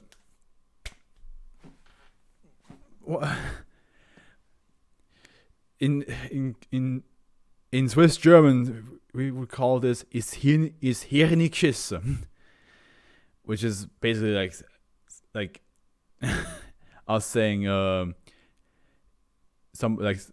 it's very directly translated. Just means like shat in her brains, you know, like somebody like her brain's full of shit, basically. Or I mean, schiessen can also mean shot. Somebody shot her brain. Like, it could be both. It depends on which version you want to hear. Like, because schießen is shooting and scheißen is shitting. So depends. I actually never checked which version that is in Swiss German.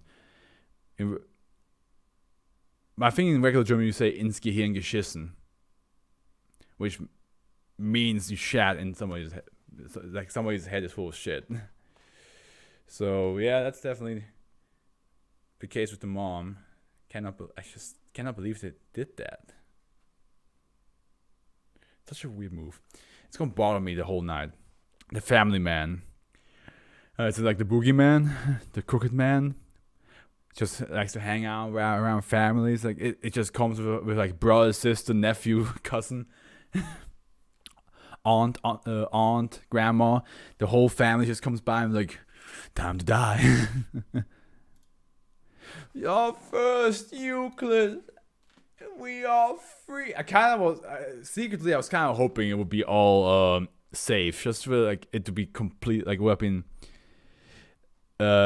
been like really crazy Family Guy, but good. Okay, now you calm down with your sass. Family Guy is okay. There's some good jokes in there. There's some good stuff. But yeah, I mean, a lot of the time, I'm getting kind of sick and tired of Family Guy because like TikTok and Instagram constantly just put clips of them on, and I'm just like, I don't want to watch Family Guy. I like Family Guy, but I don't want to watch it right now. Why are you posting like so many like 5-minute scenes of it on social media? I don't understand. SCP-1227 is to be kept in concrete chamber 30 x 30 x 5 meter, only accessible through a double airlock system.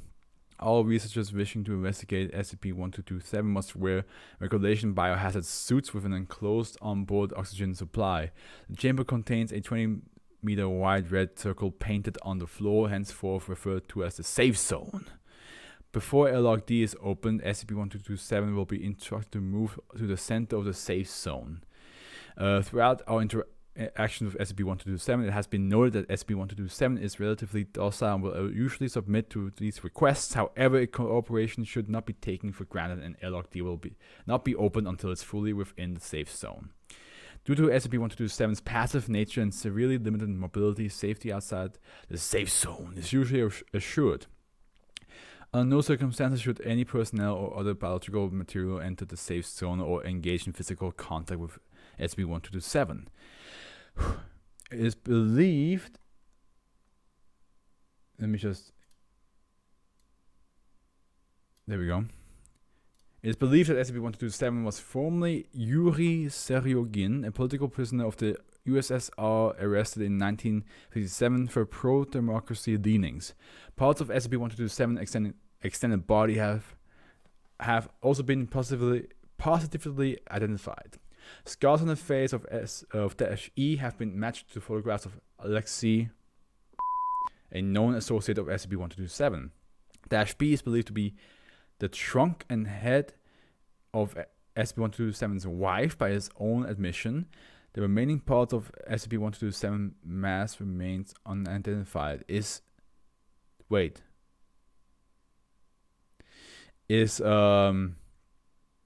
this SCP just a Russian Frankenstein, as in like it's different body parts from different people all put together.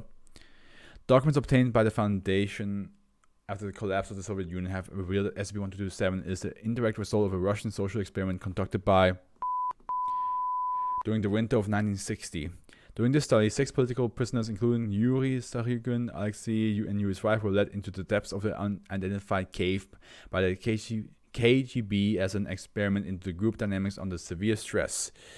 The prisoners were provided with limited food supply and water, but no light sources. After 5 days of relatively normal social functioning, the group descended into 2 warring factions, which eventually led to the 3 full days of incoherent screaming, muttering, and torture, rape, and 1 forced abortion. This is a dark one. On the final day of the experiment, the KGB researchers recorded some disturbing sounds over the concealed microphones, including screaming, bleeding, vomiting, and redacted. The caving team sent to observe the status of the prisoners discovered a large amount of decomposing human tissues and a liquefied state, with SCP-1227 having formed in the center of it. Apparently in good physical and mental health, and failing to notice anything amiss with its new situation. The Foundation was notified, and SCP-1227 was extracted from the USSR by Mobile Task Force Epsilon. SCP-1227 appears to be a male figure bonded to the heavily disfigured bodies of 9 people by a red web-like mass, which has been confined to be SCP-1227's own muscle and tube-like extrusion, confirmed to be heavily developed extrusion of SCP-1227's own respiratory and digestive tracts. It's the Russian Frankenstein and Blob together, all in one.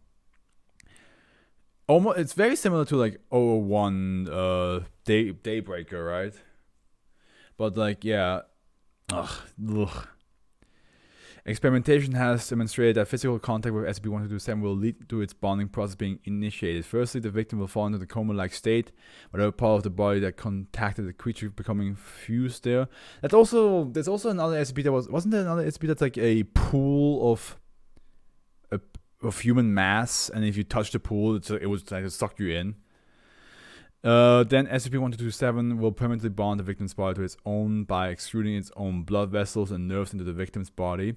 Finally, SCP-1227 will take control of one or more of the victim's vital system by assimilating that system into its own with its own nerves, blood vessels, intestines, and intestines. Any part of the victim's not associated with the system will lose blood flow and eventually drop off. SCP-1227 will feed any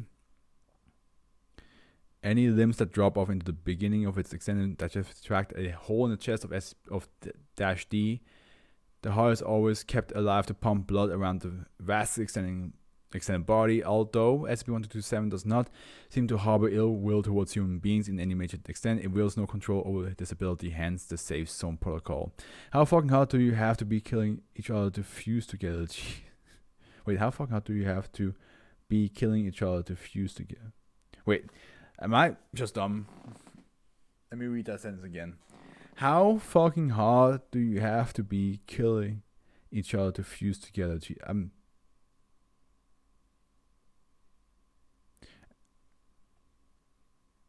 How fucking hard do you have to be killing each other to fuse together? Oh, now I get it. Okay, I get it. Yeah. Oof. I was thinking of like, because we had an SCP that was all about like toughness and hardness, like the body being physically hard. I was like, what does that have to do with killing each other and fuse? But yeah, I understand like hard as in like hardcore. yeah, I get it. Experimental data suggests that this combination of multiple organ systems has greatly increased SCP-1227's biological efficiency, allowing it to survive on extremely limited resources. One observed effect is that SCP-1227 urinary tract is now 3 times longer than normal and so efficient that -F is now observed to deposit roughly 60 grams of concentrated urine every 3 years, which analysis has demonstrated to be 99.9% pure urea. Dash A and Dash C have had the respiratory tracts connected into SCP-1227's lungs, meaning that it can process air so effectively that SCP-1227 can survive for a duration of up to 6 months in a complete vacuum, at the cost of falling into a hibernation-like state. A full breakdown of SCP-1227's body systems follows. Like, they messed each other up so bad that they're just a blob now. What the fuck? Yeah, they're apparently just a weird amalgamations of body parts working so well together that it could survive by itself. It seems, because it doesn't have to go to the bathroom, because it only needs to pee every 3 years. It can survive in a vacuum for 6 months, and if you touch it, you just fuse with it, and it becomes stronger. Just like how the blob does it. The more the blob ate, the bigger it got. The stronger it became. Unless stated otherwise, I need to just quickly answer, because this is a long one and I don't want to let my...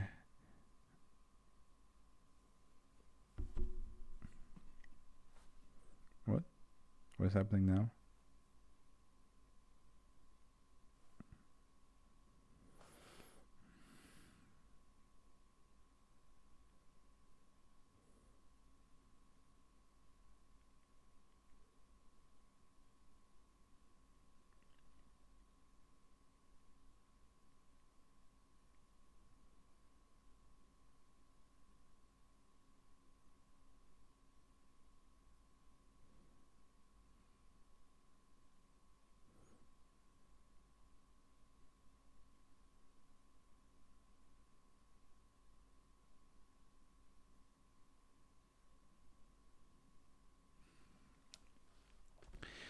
Okay, Dash A, unidentified male connected to SCP-1227 by 1.5 meters of esophagus, blood vessel, legs has been removed, arms still mobile, used to propel SCP-1227's mass. That's a bright line distance. SCP-1227 Dash B, unidentified female connected to SCP-1227's back by extruded muscle, only trunk and head remain, all the limbs removed. Her womb has data redacted. Pupils will contract in response to high intensity light sources. Dash C, unidentified male connected to SCP-1227 by 0.8 meters of esophagus, blood vessels. All limbs have been removed. Mouth will occasionally get widely for unknown reasons. You know what this reminds me of? Have you ever played or watched anybody play the game Inside? Say yes, because I'm not gonna spoil it if you haven't. If you haven't, I'm not gonna tell you what it reminds me of. If you have, then you know exactly what it reminds me of. Dash D, KGB researcher connected to SCP-1227 by 0.5 meters of intestines. Head and limbs have been removed. Serves as beginning of digestive tract. All flood is placed directly into the stomach via hole in the chest. Dash E, Alexei connected to SCP-1227 by extruded muscle. Only the head, trunk, legs remain, used only to help mobilize SCP-1227. Dash F, an unidentified male connected to Dash G by 2 meters of urinary tract. Yes, the ending was... Yeah, exactly. That's what it reminds me of. The ending.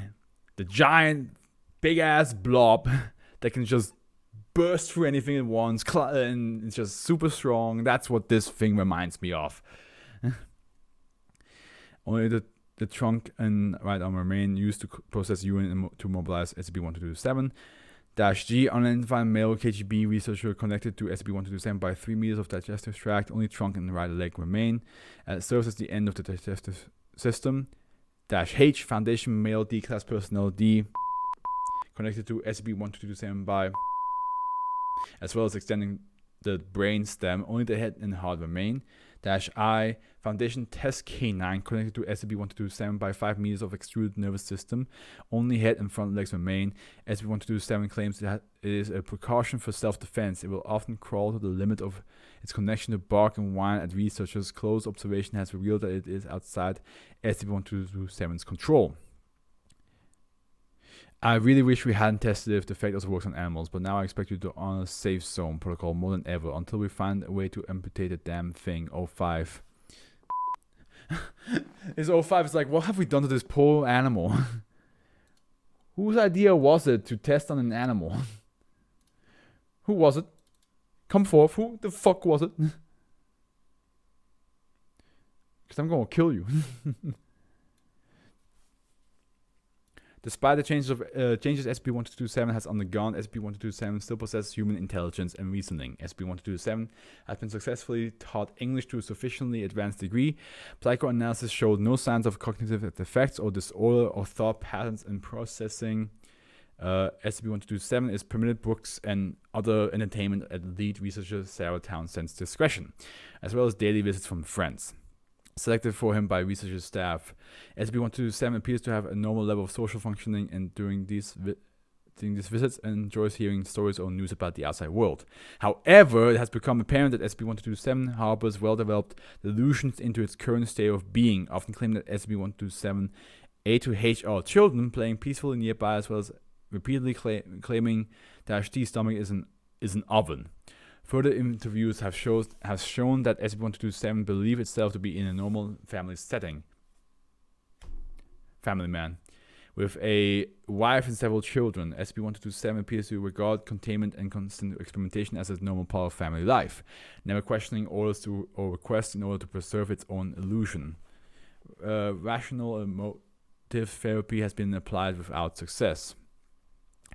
On a notable occasion, 22nd 9th, SCP-1227 complained of feeling hungry. Minutes later, he grabbed an unwary D-class personnel and mostly tore him apart, feeding the carcass into -D. Afterwards, he bonded what remained to his biomass, which would later become -H. He appeared to be under the impression that he was preparing a feast for his family the whole time.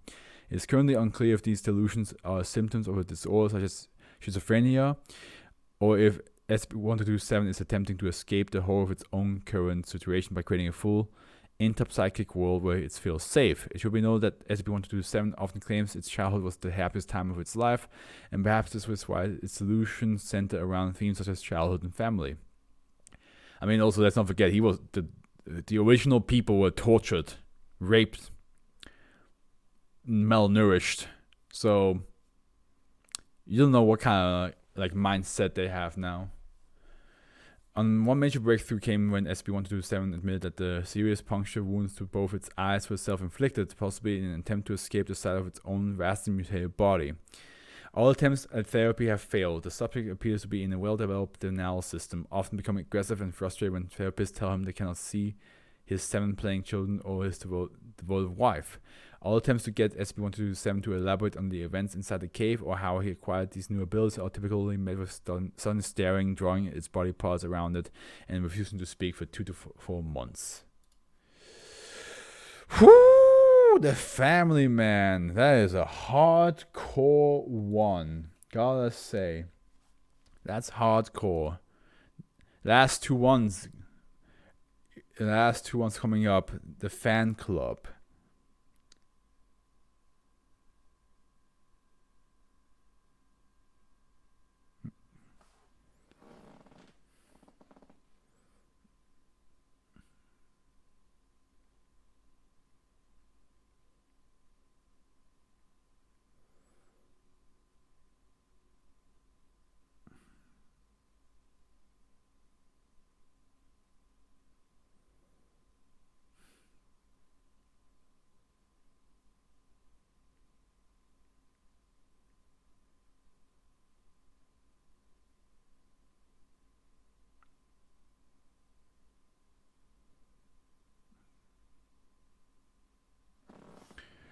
Okay, fan club. What if it's an SCP Foundation fan club? Which shouldn't exist, because the SCP Foundation would not just go around telling people who they are. And if that happens, usually amnestics would follow right up. What if it's a fan club that can never forget the SCP Foundation exists? No matter what you do, we will always know you're there. We will always know you exist, and we will love you for it. We love what you do. We're big fans. We would one day like to be working with you. You know, Meet Your Heroes is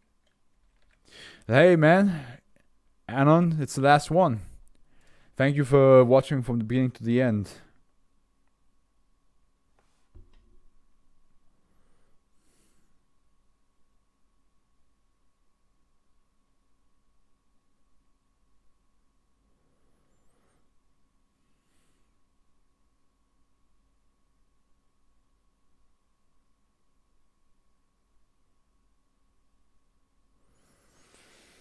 Last one.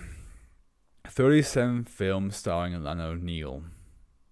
Well, I guess it's just multiple films starring this actress. Lana's a female name, right? Maybe it's ambidextrous or like whatever that word is for. You can use it for both genders. And we're back to save. Okay, we will read all of it. We will read all of this. Still, let's talk some K-pop stance, by the way. I will answer occasionally my phone, but we will read all of this, and this will be the last one. Instances of SCP-122-9 are to be saved on the Site28 secure server and cataloged in the research file. Access to SCP-122-9 files to be conducted in accordance with standard Foundation electronic information security protocols. Research staff are to monitor internet traffic for SCP-122-9. Upon detection of an SCP-122-9 instance, staff are to copy the file for Foundation records and containment record and track IP addresses associated with uploading and take action to immediately delete the instance. See clandestine electronic data interference guide for more details. Due to the unpredictable nature of SCP-122-9 instances appearing on the internet, and in order to minimize public knowledge of the anomalous properties, all information and records pertaining to Miss Lana O'Neill have been expunged. Periodic checks for any remaining records concerning this individual are to be carried out to ensure that no information remains accessible to the general public. All original camera negatives of the 4 films in which Miss Neal appear to have been seized by the Foundation are currently stored in Site28 research archives. Due to the relatively low awareness and quality of these films, copies were never widely distributed, and the few available reproductions have been obtained by the Foundation. Suppression of this information has achieved a Grade 3 widespread public awareness scenario, consisting of a low-level lingering knowledge of Miss Neal's existence among cinema enthusiasts, typically characterized in these circles as an urban legend. Yeah, I would be surprised too if in the film industry if there was like a couple films with an actress who may or may not exist. SCP-122-9 is a series of to date 37 electronic video files, first documented in 2002 and continuing into the present, which have thus far included files in AVI, MKF, MPG, and WMV formats. Each video file is depicted of Lana O'Neill, an obscure British actress active during the early 1970s in what appear to be a variety of different programs meant for television broadcast. Biometric data analysis, voice recognition software, and audiovisual manipulation screenings have determined that each SCP-122-9 instance is a true and accurate recordings of Miss Neal. How these recordings are made is not understood at this time, as Miss Neal has been deceased as of 3rd 18th 1974. This has been confirmed by examination of Miss Neal remains and DNA analysis of tissue samples obtained in this manner.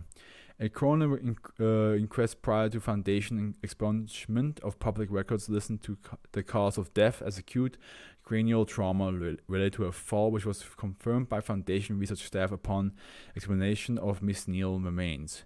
No criminal act is suspected at this time to have occurred in relation to Miss Neal's death. The ostensible subject material of each SCP-122-9 instance varies. Video transmissions have included programs formatted as nature documentaries, sitcoms, game shows, serial dramas, and other programs, typically broadcast on television. Each broadcast centrally features Miss Neal to date. No other persons have ever appeared. Dialogue, when present and or audible, consists of Miss Neal appearing to read from a script or a prompt outside the view of the camera, and is almost always inconsistent with the type of show the broadcast appears to be. Due to the reference to noteworthy contemporaneous events in recorded dialogue, it is assumed that these broadcasts are continually being created and distributed by an unknown party or parties. Instances of SCP-1229 are typically found on torrent websites and other file sharing locations on the internet. While research staff have been able to identify IP addresses associated with SCP-1229 uploads, these addresses have never been observed to correspond to an assigned extant user. No known instances of SCP-1229 have been observed to have been transmitted via any type of television signal. After extensive experimentation involving D-class personnel, no anomalous effects have been observed in association with viewing of SCP-1229. We'll quickly answer.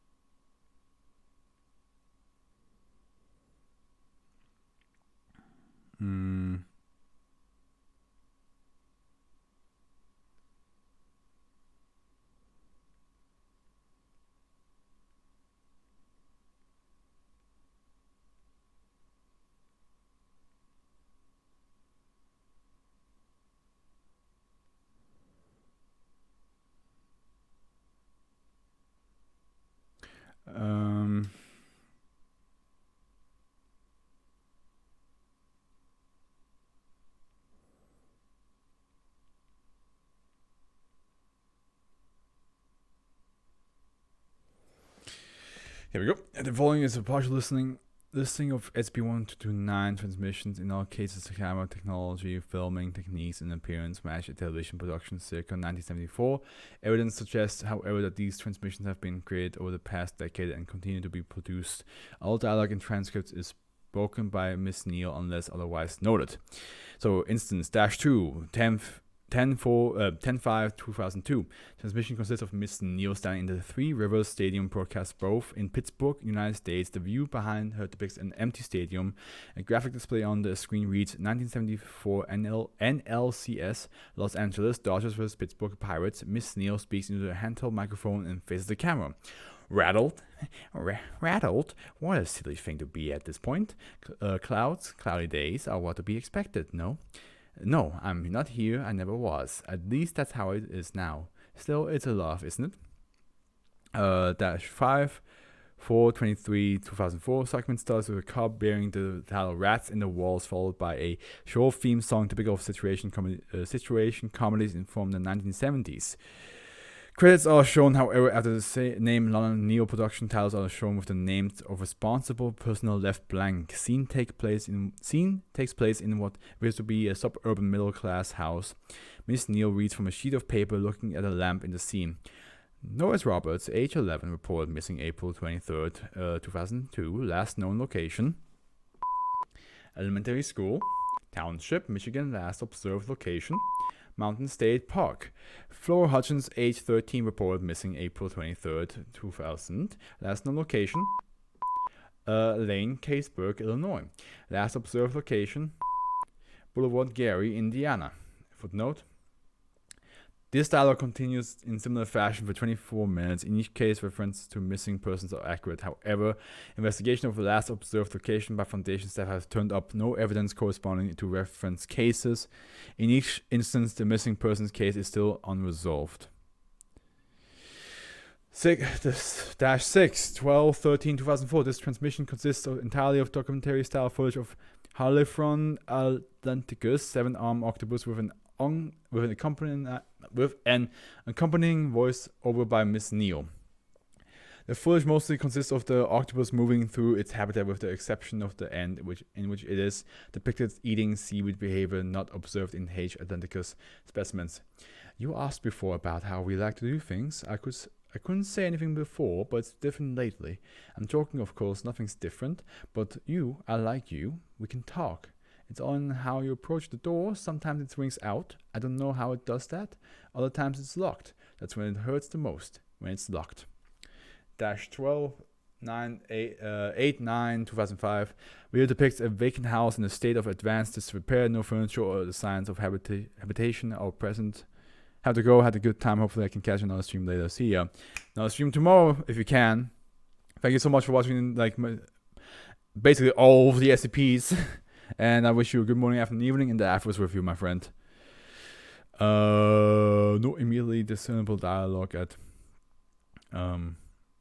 4:34 mark. A distorted low groaning sound can be heard, which lasts for approximately 2 minutes. When the audio track is sped up by approximately 250%, an unidentified male voice is heard saying the words, "Step inside." 15/5/30/2007 transmission depicts a polished wood conference table with several chairs. The background banner reads, "Tonight, the world with James Sutton." Post-production graphics at the bottom of the screen read, "Investments opportunities in the world bond market." Miss Neal sits at one of the chairs looking into the camera. Researchers note original dialogue is in Indonesian and has been translated into English by staff. What was that? What's wrong with the autopilot? We've got a blank angle warning, 5,000 meters and dropping. MTC, do you copy? We're breaking apart. Allah preserve us, Allah preserve us. This dialogue is believed to relate to the crash of Adam Air Flight 574 off the coast of Sulawesi on January 1, 2007. However, the dialogue does not match official transcript released after the recovery of the plane's cockpit voice recorder.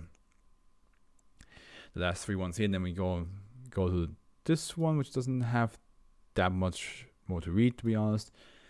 Dash 21, 11/10/2010. Video depicts a game show.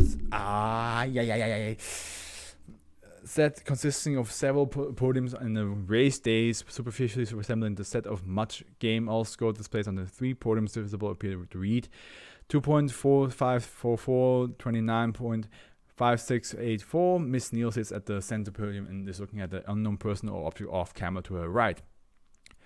Who killed her? Sustained laughter. Who killed her? You can't be serious. Sustained laughter. Of all people, doesn't that make you want to crawl into a vent and sleep?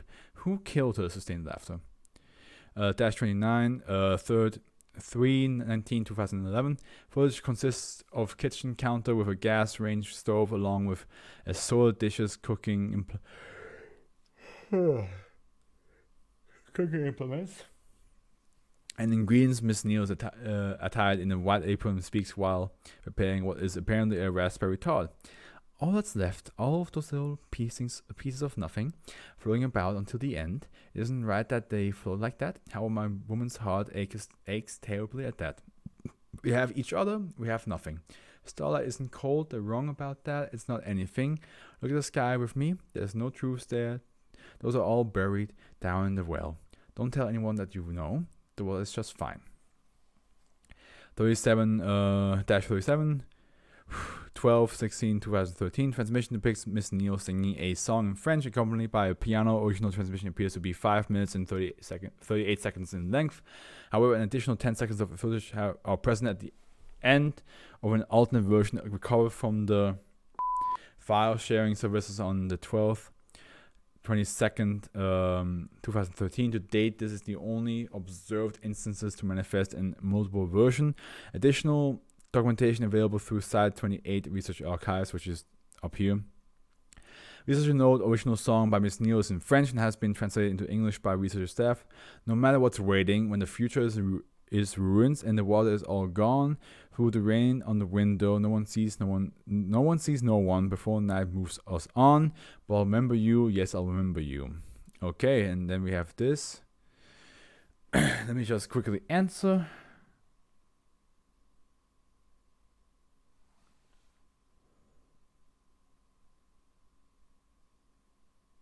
Never mind. I don't have to answer, apparently. What about...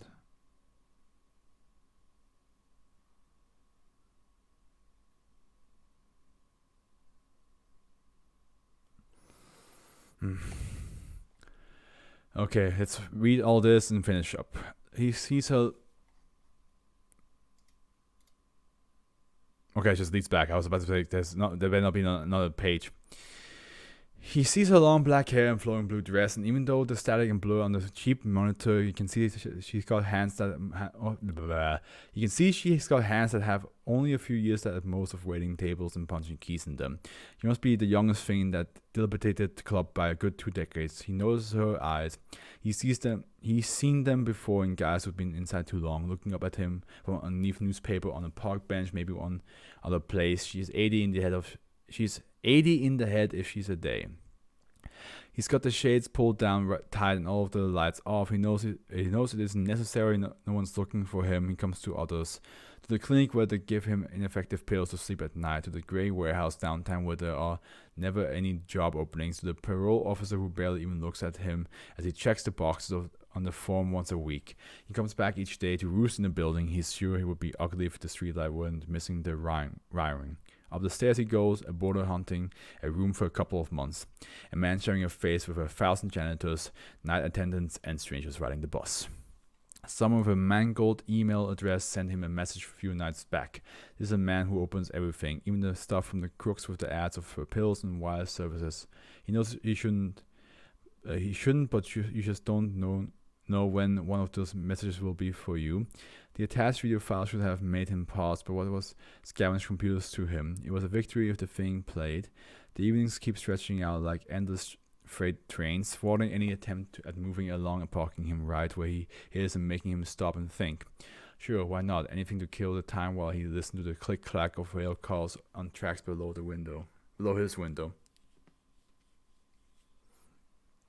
And anyway, who wants to think about what he's got to do tomorrow? The best you can say about a man who gets sent to the can for 5 years is that he's a cautionary example. But even he knew that then as now that you don't do a job with someone you don't know, and especially when it's the kind of stump that these guys were trying. But here he was, that he agreed to something while knowing better didn't surprise him.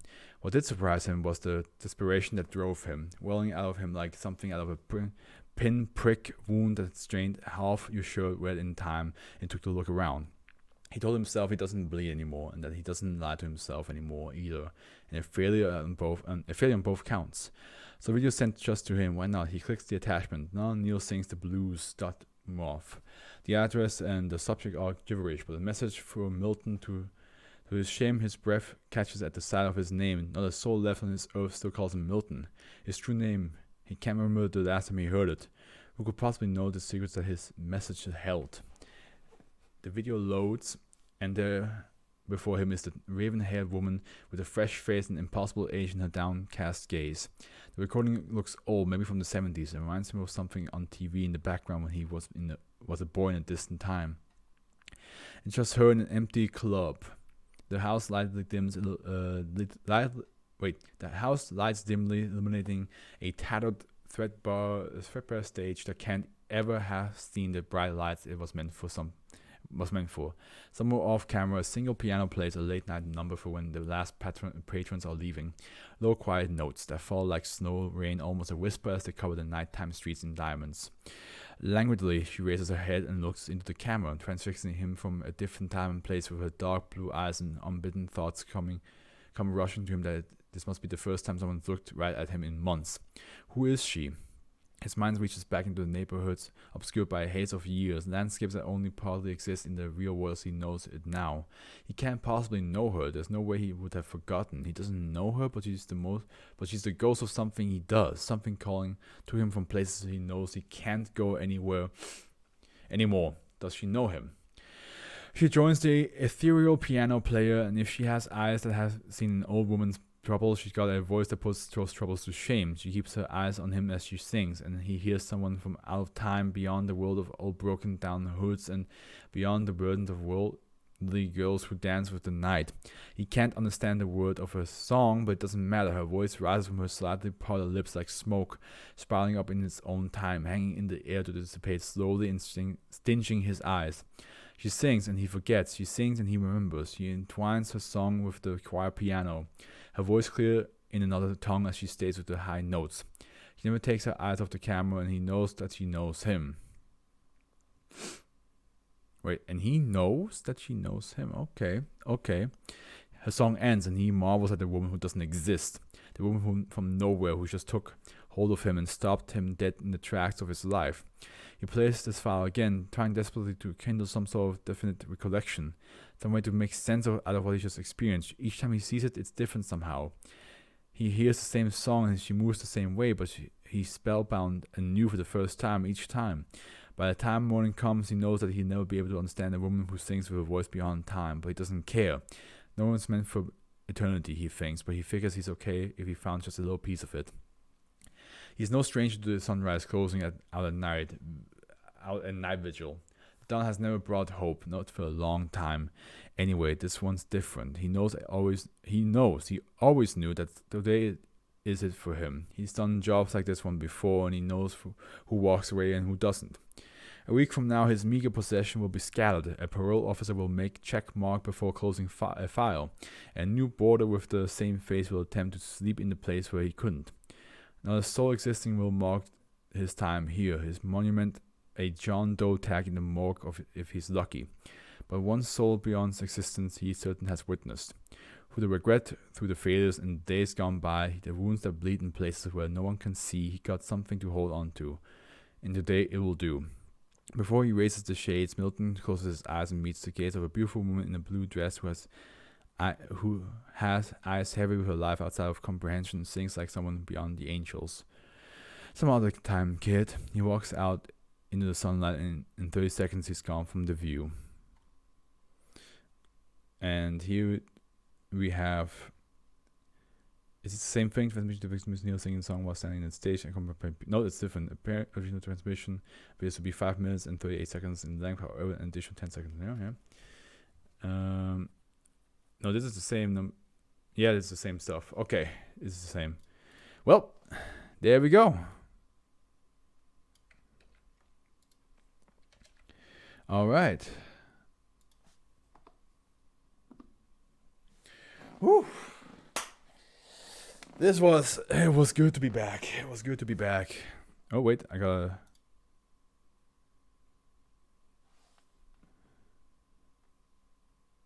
Oh, okay, she finally answered me.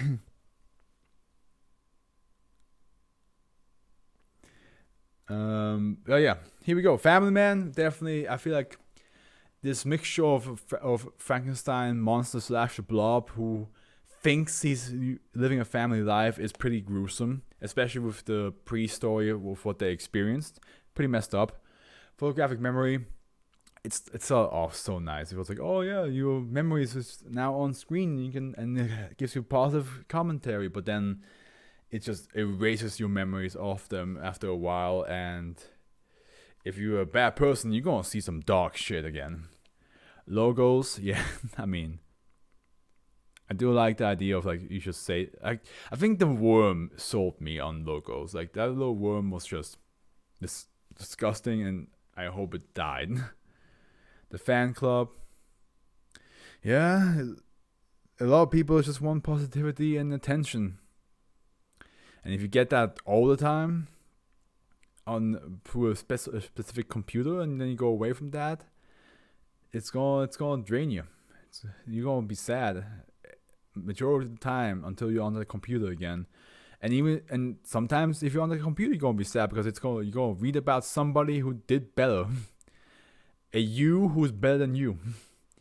The stasis box I think it's still like a good prank idea. You use that on anybody in a party to like just prank people. But it's also just in general a pretty cool idea that like you, even though you're frozen, and you probably don't even realize that you're frozen, no injury happens to you. Nothing. You're just the toughest material that could ever exist. You're a diamond. Unidentified boss. I'm glad that Anon mentioned that. Like, yeah, it looks like you become a boss, which is like as in like somebody like basically just pilots you for a little bit. It's definitely a cool idea if you see it that way. You could see it that way. You can also see it. You can also see it like as in like some other being is in the same room, but you don't see them unless you were the one driving the bus, you know? Postmodernism, Return to Monkey. Little Chemist Kit. Yeah, I think the Little Chemist Kit, out of all the Dr. One Entertainment stuff, while it's probably very dangerous because there's a bunch of chemicals in there that no kid should ever touch, the fact that you can make a smoke bomb that has a radius of 1 kilometer square is pretty awesome. The worst Christmas? Yeah, I mean, it's basically, imagine everything going wrong at Christmas, and this thing makes it happen to you. It makes it happen. The food's shit, the company's shit, the tree's falling apart, all that stuff. And then 37 films starring Lon Neal. I gotta say, that was a bit confusing to like read through. Like I understand why it's anomalous, because it's like this woman that doesn't exist in multiple films that doesn't exist, and you for some reason feel like you should know her, but she doesn't. You just don't know her. She's not real. Yeah, no, I understand why it's an SCP, but it is definitely a bit of an odd one compared to the other ones. Like, I'm down. I feel like 37 films starring Lon Neal was a bit of like, not lackluster. It just felt a bit off reading it. Like, it never made me go like, oh, that's what it means, you know, like, or like, oh, that's what it does. Like, it just felt like, yeah, there's this woman who has like 37 films, but she's not real. I'm like, okay. You know what I mean? Like, it's nothing really that special, but at the end, I still enjoy reading through it. So, guys, thank you so much for watching. I see you guys tomorrow for SCP-1 to the 1230s. I hope you guys enjoyed this video, or the stream. In this case, I said video because the people on YouTube are going to watch this afterwards. But I hope you guys